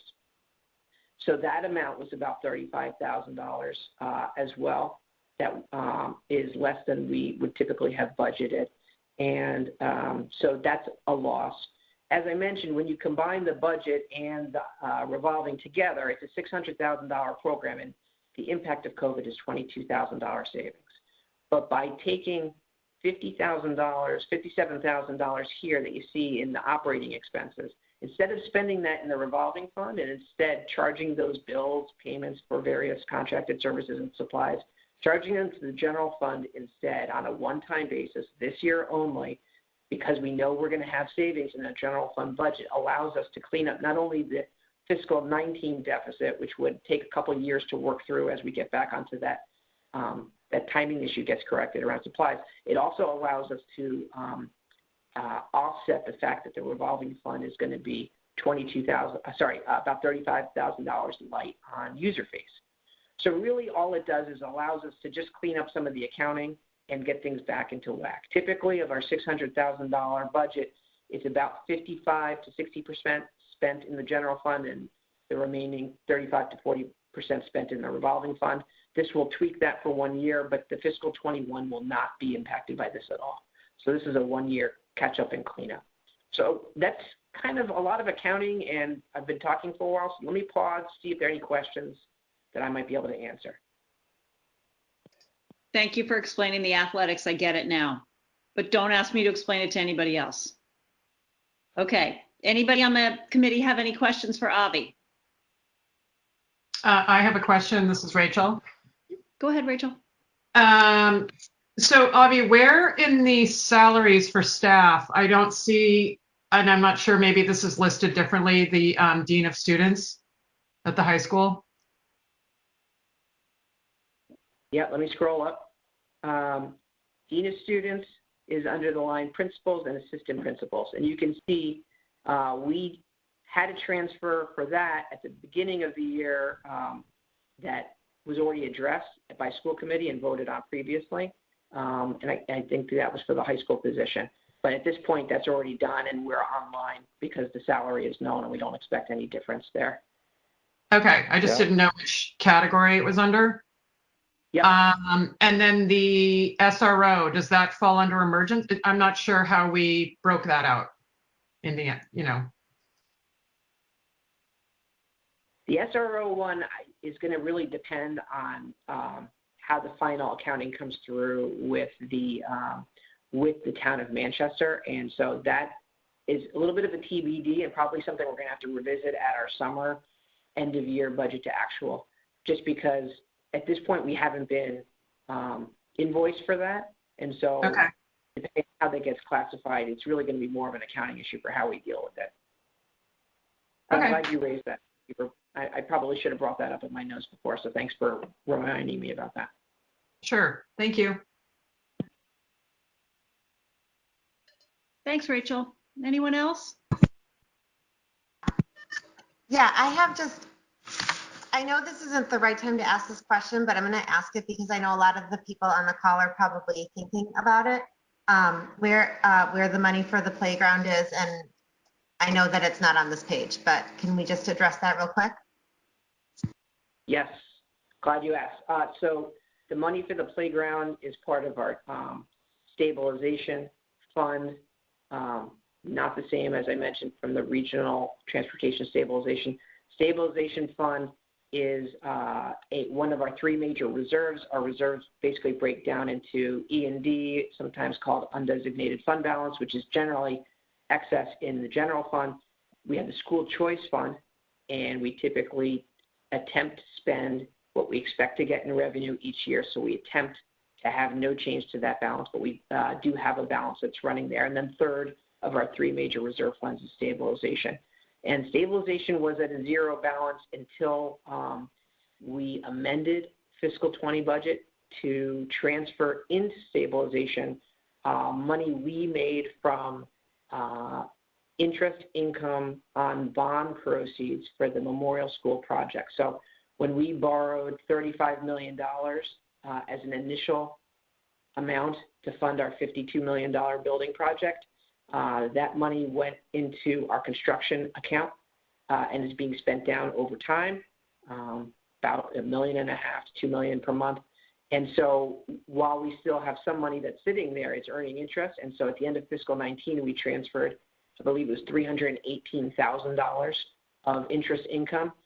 We expect a similar amount at the end of fiscal 20.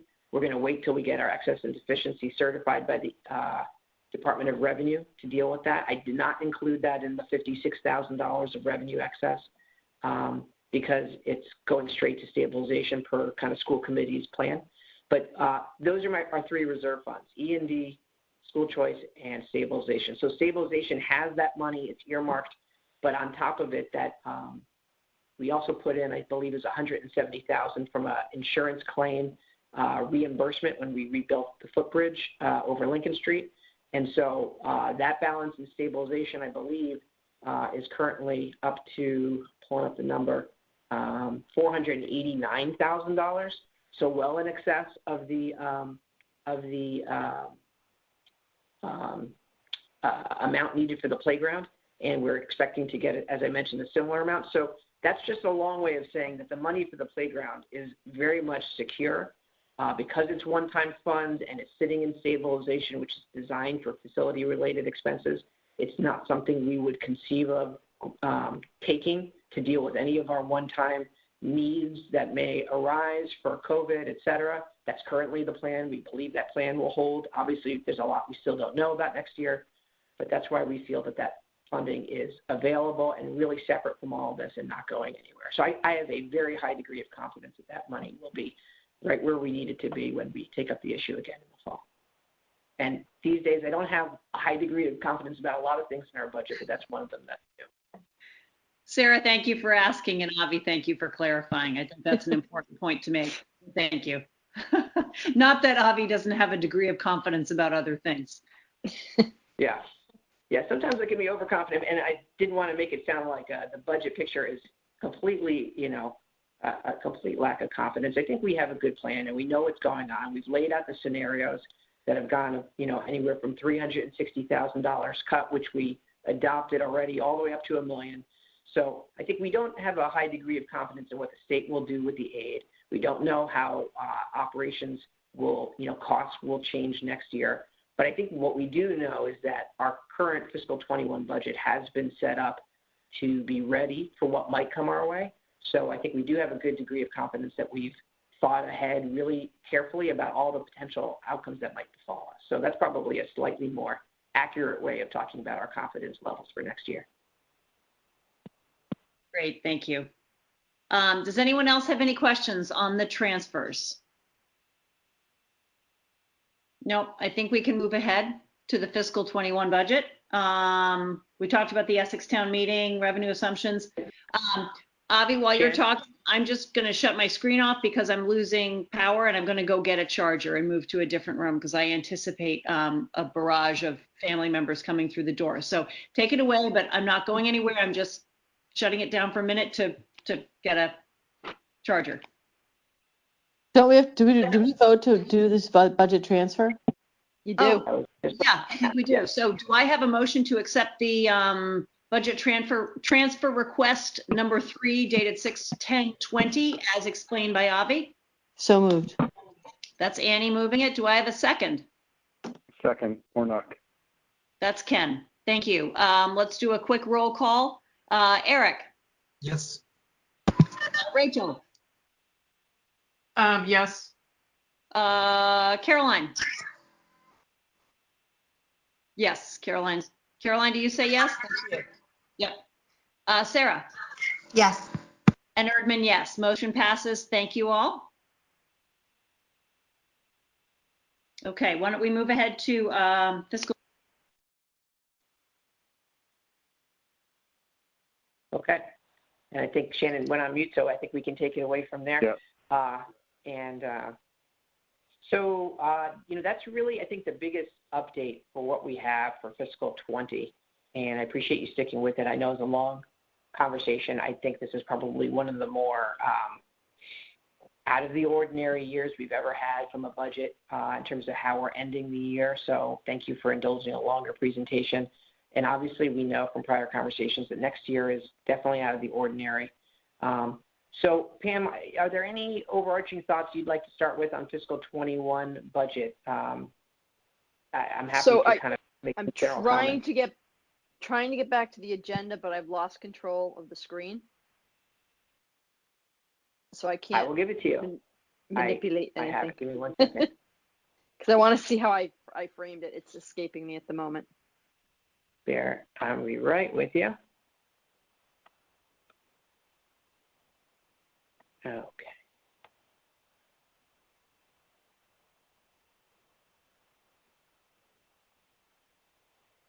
It's pretty stuck. I've tried to, we might just have to wing it. I've tried to pass the hosting. You should be good.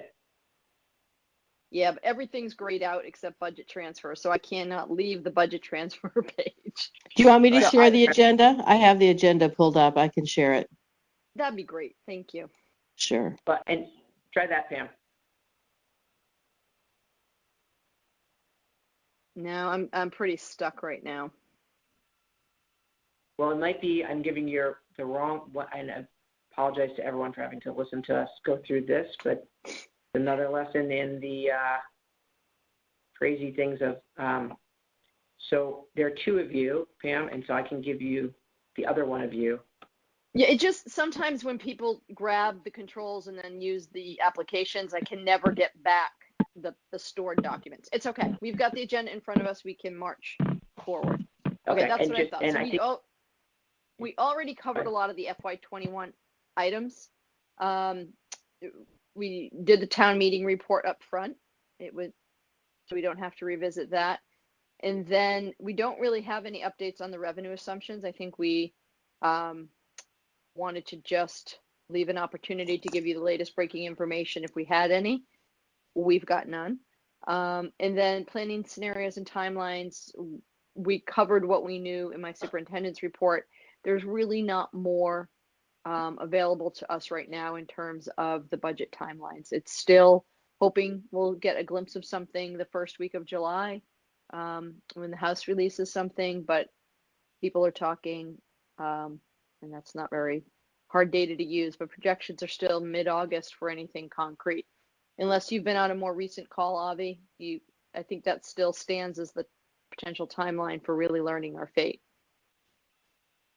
Yeah, no, that's correct. And, you hear different people say different things. We know that the state budget is in a bad position with receipts down as close to 25%. But, there's a lot of talk about how to keep as much of that as possible from being the school's problems. But it just remains to be seen. So I think the other thing that I just wanted to give you updates on, to the extent that we understand them, is we did an extensive conversation with Julie about how we're preparing academically for next year, but a lot of the work that's preoccupying us also has to do with what the buildings might have to look like, what the programs may be, and we even have some summer items that we had to address. So at previous meetings, I think I've updated you that our solid plan for the summer is to provide our literacy program and our summer services for special education in an online format. We've been having conversations with Town of Manchester, and they are expecting to go forward with some variation of a summer camp program through Parks and Rec. So in our conversations, we have come to agreement that the program for us will need to be on the football field, so it'll have to be outdoors, utilizing the outside bathrooms that are at the snack shed, and we'll make a provision for them to have emergency shelter. But we did not feel we had the capacity to house and service a fully in-person program this summer. So I think Their intent is to run it through the month of July and end when we get into August. So what we wanted to share tonight was a little bit of our position going forward on use of facilities until we have some sense of what our future is. We don't see reopening our facilities rental program probably until January. So anything that would typically run through that is on hold, and we are waiting to find out what MIAA is doing for the fall. My assumption is it will be over the guidance from the state will have an impact on whether any programs can run at all, and if so, which programs they'll be. So we anticipate no student activities throughout the summer or into the fall until we have different guidance from the state. So the only thing that will be going on site this summer is an outdoor program for Manchester Parks and Rec. It does have a financial impact. We will not be renting fields, and we will not be renting, we're not intending to rent the building for the foreseeable future. So I just wanted to put that out there as our working plan and see if you had any comments or concerns about that. And we can share a little bit more of the why if it would be helpful. Pam, I have a quick question on the Parks and Rec. Yeah. I might have missed it in my transition into another room and looking for a charger. Is that going to take place in the building, or I know there was some discussion on doing it on the field with the concession stand? Where was that? When we last left it looks like there might be an update that I'm not privy to, but we had left it that it would be an outside program. They would run off of Highland Field. They were going to get some tents. They'd have access to the snack shed and the bathrooms there. And we were going to identify a room in case of like emergency, like it lightnings, it rains, it downpours, and we need to get the kids to shelter. They can't all go in the snack shack because of the current distancing guidelines. So we were going to look at maybe the, the cardio room, because there's a door right off. But I'm seeing now that in the chat that Parks and Rec just posted they won't be having a playground program this year. No, that was the same thing that we were talking about. So I have old information. Okay, seems like we're getting updated from everyone. We're the last to know. Okay. Thank you, everyone. So Kate is asking the question, do limitations on facility rentals include after-school care at the elementary schools? It could in the fall, but our facilities rental determination, so if it's a question about whether the Y would be able to come in and run the after-school program, I think all we're waiting to find out there is whether or not those types of programs are going to be allowed under the guidance. So if they're allowed under the guidance, the Y has actually been leaders in the region in providing emergency childcare, and they have some really good systems down. And not to get mired in all the details, they're also a licensed provider, and they fall under a different set of rules than like a Parks and Rec program would. So Kate, my answer is maybe, completely dependent on what we learn in the next couple of months. But we hope to have as many of our key pieces back as possible.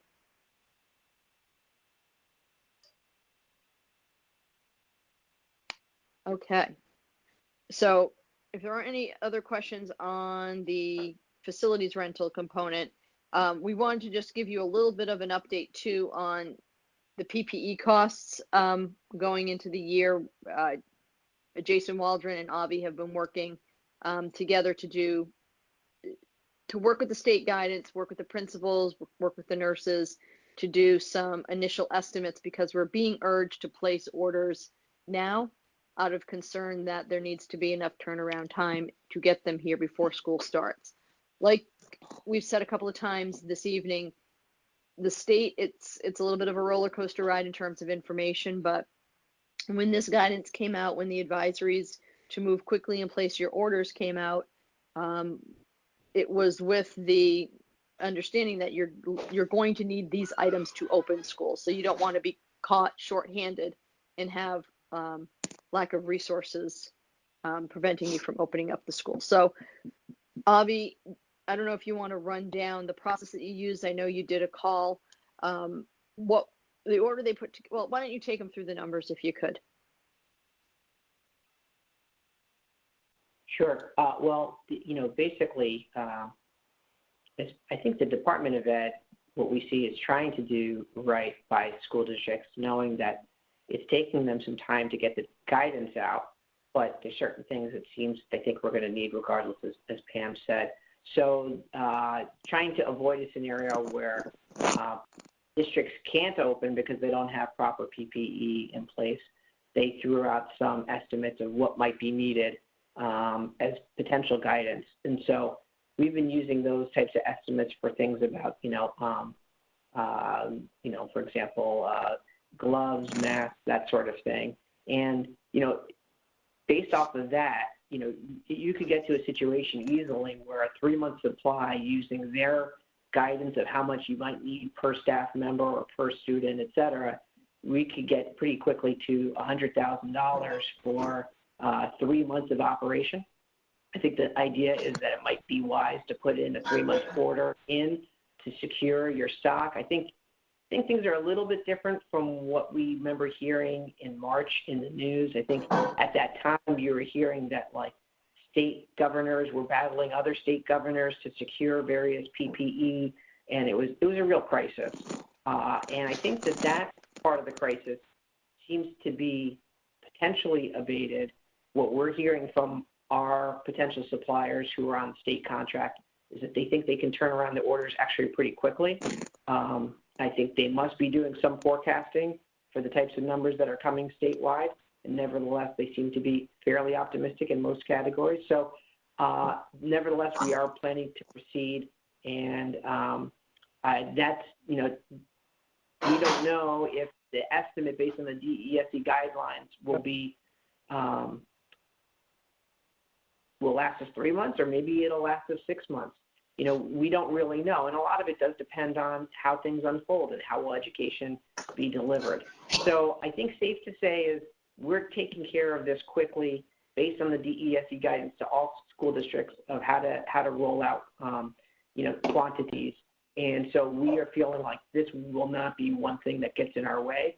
The one thing we still don't know yet and need to spend a little bit of time on is what types of potential modifications there might be to our process of how kids come in and out of the building and how distancing happens in the classroom in a way to keep people safe, and whether there are any temporary physical structures that might be needed to be put up.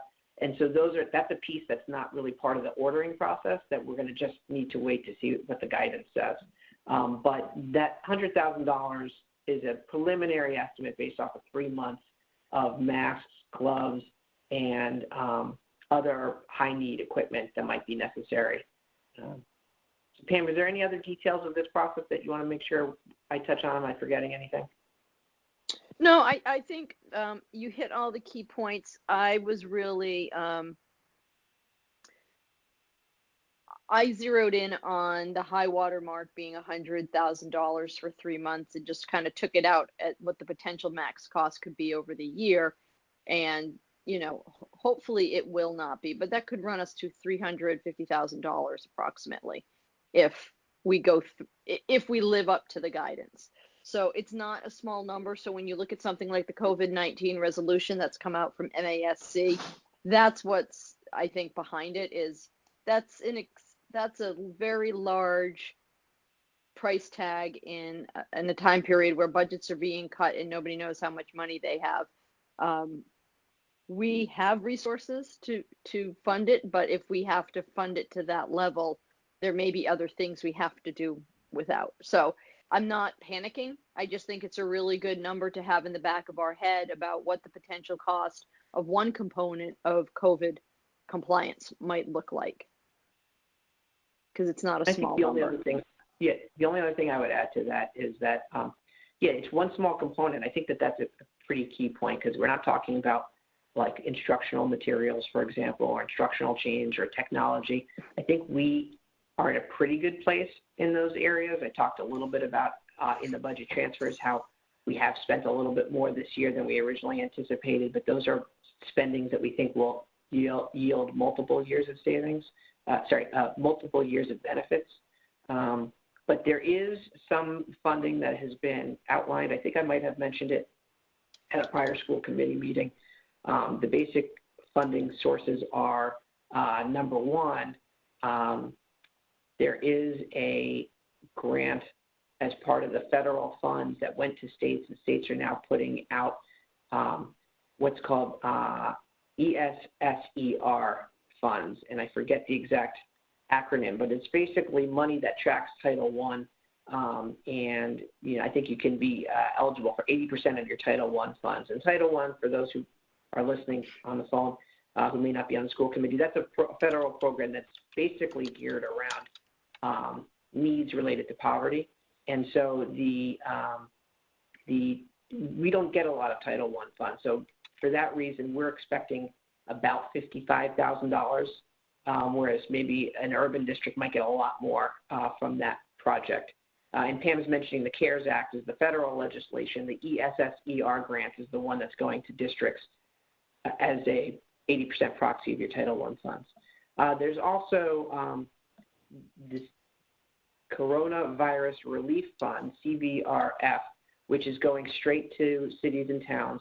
And so those have funds that can be spent on, things like Department of Health, et cetera. That's not something that we're eligible for, but it is something that's helping our member communities to kind of offset coronavirus in a way that hopefully has been allowing them to support our budget the way they have. And I think we know that the towns have both been very supportive of our budget. And then the last one is potential reimbursements from FEMA.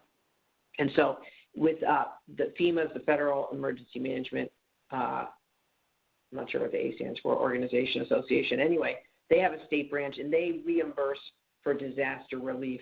And there has been a disaster declared where we can continue to submit costs all the way through at least September, maybe longer, and we would be eligible for about 75% reimbursement. That doesn't cover instructional items, but it would cover potentially PPE up to about 75%, with the district having to pick up a 25% share. But it's still uncertain, so we're all going to send those expenses in as they come in, but we never really know what they will pick up. And they don't typically pay for personnel costs. And none of these programs, none of these three sources will pay for lost revenue that comes if the state aid comes in low. And so if the state receipts are low because the economic impact of COVID and shutting down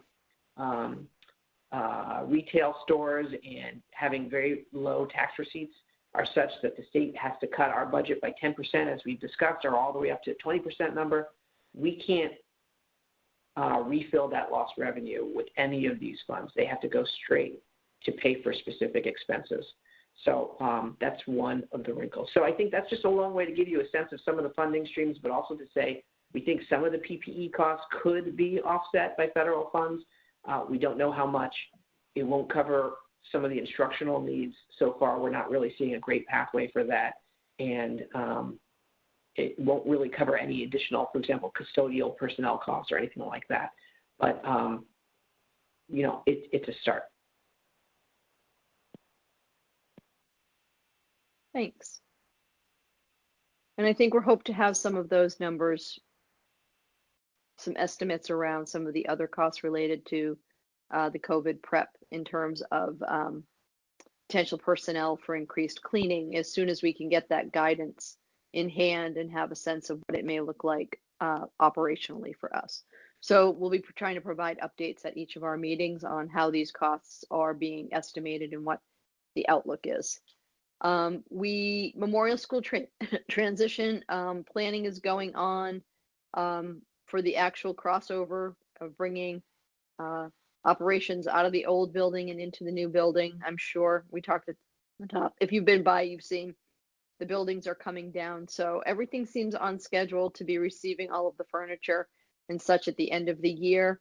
Again, I feel like I'm beating the drum, but again, everything that we're going to do in the transition is also dependent on the guidance, because everything from how many of the new desks get to go into the classrooms versus have to go into storage, and how we organize the spaces will be dependent on how many kids we'll be able to put in each classroom at the start of the year. So kind of big picture with these updates are COVID preparations are going to cost us some money, and they're slowing down our ability to have well-defined plans for a lot of significant events that are going to take place at the end of the summer.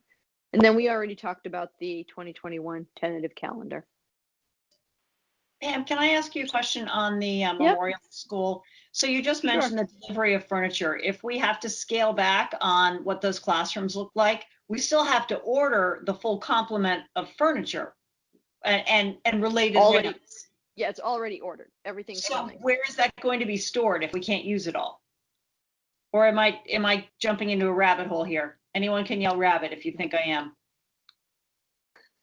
It is, but it's a legitimate question, and that's what we're going to have to figure out over the next few weeks. And the costs associated.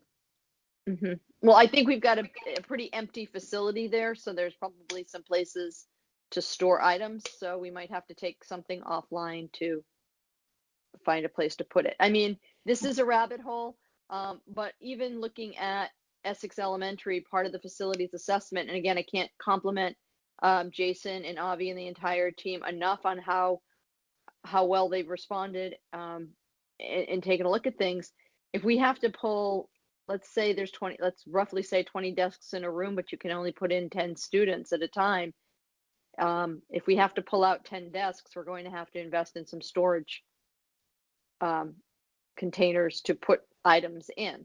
So again, I'm not panicking, but there are going to be, I think, some significant costs related to opening up schools under certain conditions. So before we get ourselves too, I think I'm talking to myself, before I get too worked up over anything, that guidance is just key to really starting to sort through what's theory and what's reality. But just like our budget, I think the spectrum of cost really runs on a continuum from reasonable but annoying that this is what we have to spend money on, but it's for health and safety, so we'll do it, to a fairly significant, hundreds of thousands of dollars just to prepare rooms, reconfigure rooms, store rooms. And I think there's a whole other spreadsheet we need to do for the labor to implement the safety cleaning protocols. So it's just something I want people to have in the back of their mind and to think about, and know we're going to be giving you updates as we learn about it as we go. Okay, thank you. Yes, I did get the rabbit, and the hair. So thank you both of you. You know who you are. So thank you. All right, is there anything else we need to cover on that? Actually, Sarah, I had a really good answer to the question about why we can't just X them off. I think the theory, and Avi, jump in if you've heard a more detailed explanation from Jason, is that even if they're in there, they're going to have to be cleaned. If they're in there, they have to be cleaned. So it will double the cleaning time of desks. So you may be, I guess it's a cost benefit. Is it less expensive to store them, or more expensive or less expensive to pay for the labor to clean them every single day? Is that the gist of it, Avi? Yeah, that is exactly it. And I think, Sarah, you're right. That might be a solution that we look at. And I think it's just, there's going to be a lot of weighing of options and trying to get creative and hearing from other districts what they're thinking. And so I think everyone's going to, it's a big brain trust of Massachusetts trying to figure out how to implement this in the wisest way possible. So those are all good questions, but we don't have the answer yet. Okay. But we are planning and we are estimating, but it really depends. So I think we're working on it, but there's only so much work we can do. So I think we're working on the big picture items, some of the thinking, but we're trying to also not get too far ahead of ourselves. I think we're going to have a lot more answers within a short period of time, hopefully.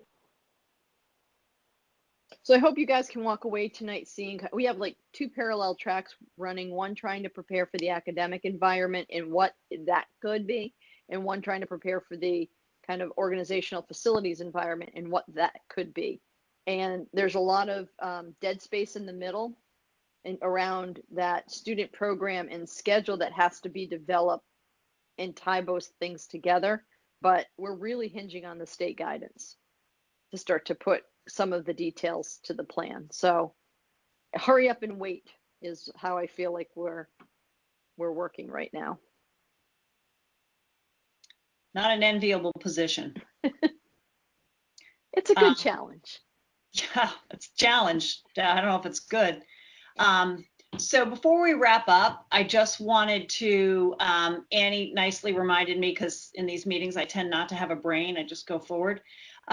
We have 2 school committee reps who are going to be leaving us, who are not running again.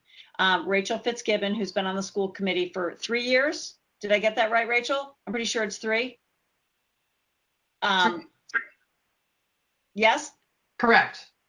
Yep. So Rachel is not running again. And Caroline Weld is also not running again. Caroline, I think, has served for 12 years. Am I right, Caroline? I think so. She says 9. She says 9. You know, it kind of runs together, right? Rachel has been my steady vice for the last 3 years while I served as chair. So I want to thank her very heartily for that. I appreciate it. And she's done a fantastic job. We will miss her. She's always our voice of reason. And we need that. Caroline, I think, has done an incredible job with basically creating sort of the path forward for the building of the memorial school. She started that with the community, the community online and, you know, some of those surveys really from the ground up, quite literally, and is seeing this come to fruition. So I want to thank Caroline, and we all owe both of these guys a huge debt of, both of these ladies, a huge debt of gratitude. So it's going to be kind of weird without both of them. And we wish them lots of luck in their future endeavors. And we're going to miss them and hope they still dial in. Though I don't know if that's going to happen. So I want to thank you guys both very much. We really appreciate it. And don't be strangers. Thank Can you I for say something? Thank you for your kind words, Shannon. So I want to thank Rachel for running. And I want to thank you for holding us to a standard. And I know you and I have talked recently about kind of some other things that we need to do. And you've promised that you're going to hold me to that. And I'm going to count on you for that. So thank you for encouraging us, or for having us be accountable. And I appreciate that you've kept that promise. So thank you. And I want to tell Caroline that I'm going to miss her like hell. She's my sidekick. And she and I started and didn't like each other. And I think she came on because she was pissed at me about something. But it's been a great friendship and a great, she's a great colleague. And I appreciate so much the promise that she holds, which is that we have to spend money on kids and on education. And I love you, and I'm going to miss you, and I'm going to have to try and find other things that I have to do with you. So she's now on the Manchester-Essex Education Fund with me. So that is exciting. And so Caroline, I love you, and I'm going to miss you. Annie, thank you for that.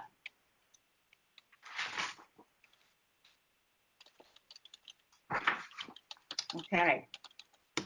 So, anybody else have a school committee comment? That's a tough one to follow, huh? All right. With that, I do. I have one comment. Yep. Sarah? I'm sorry.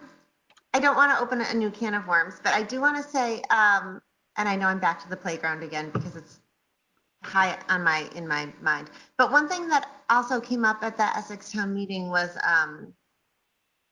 somebody commented, like, they just wanted to make sure that the district was committed to having kids play. And we talk so much about work and the work that we're doing and the curriculum and the things that they need to be learning.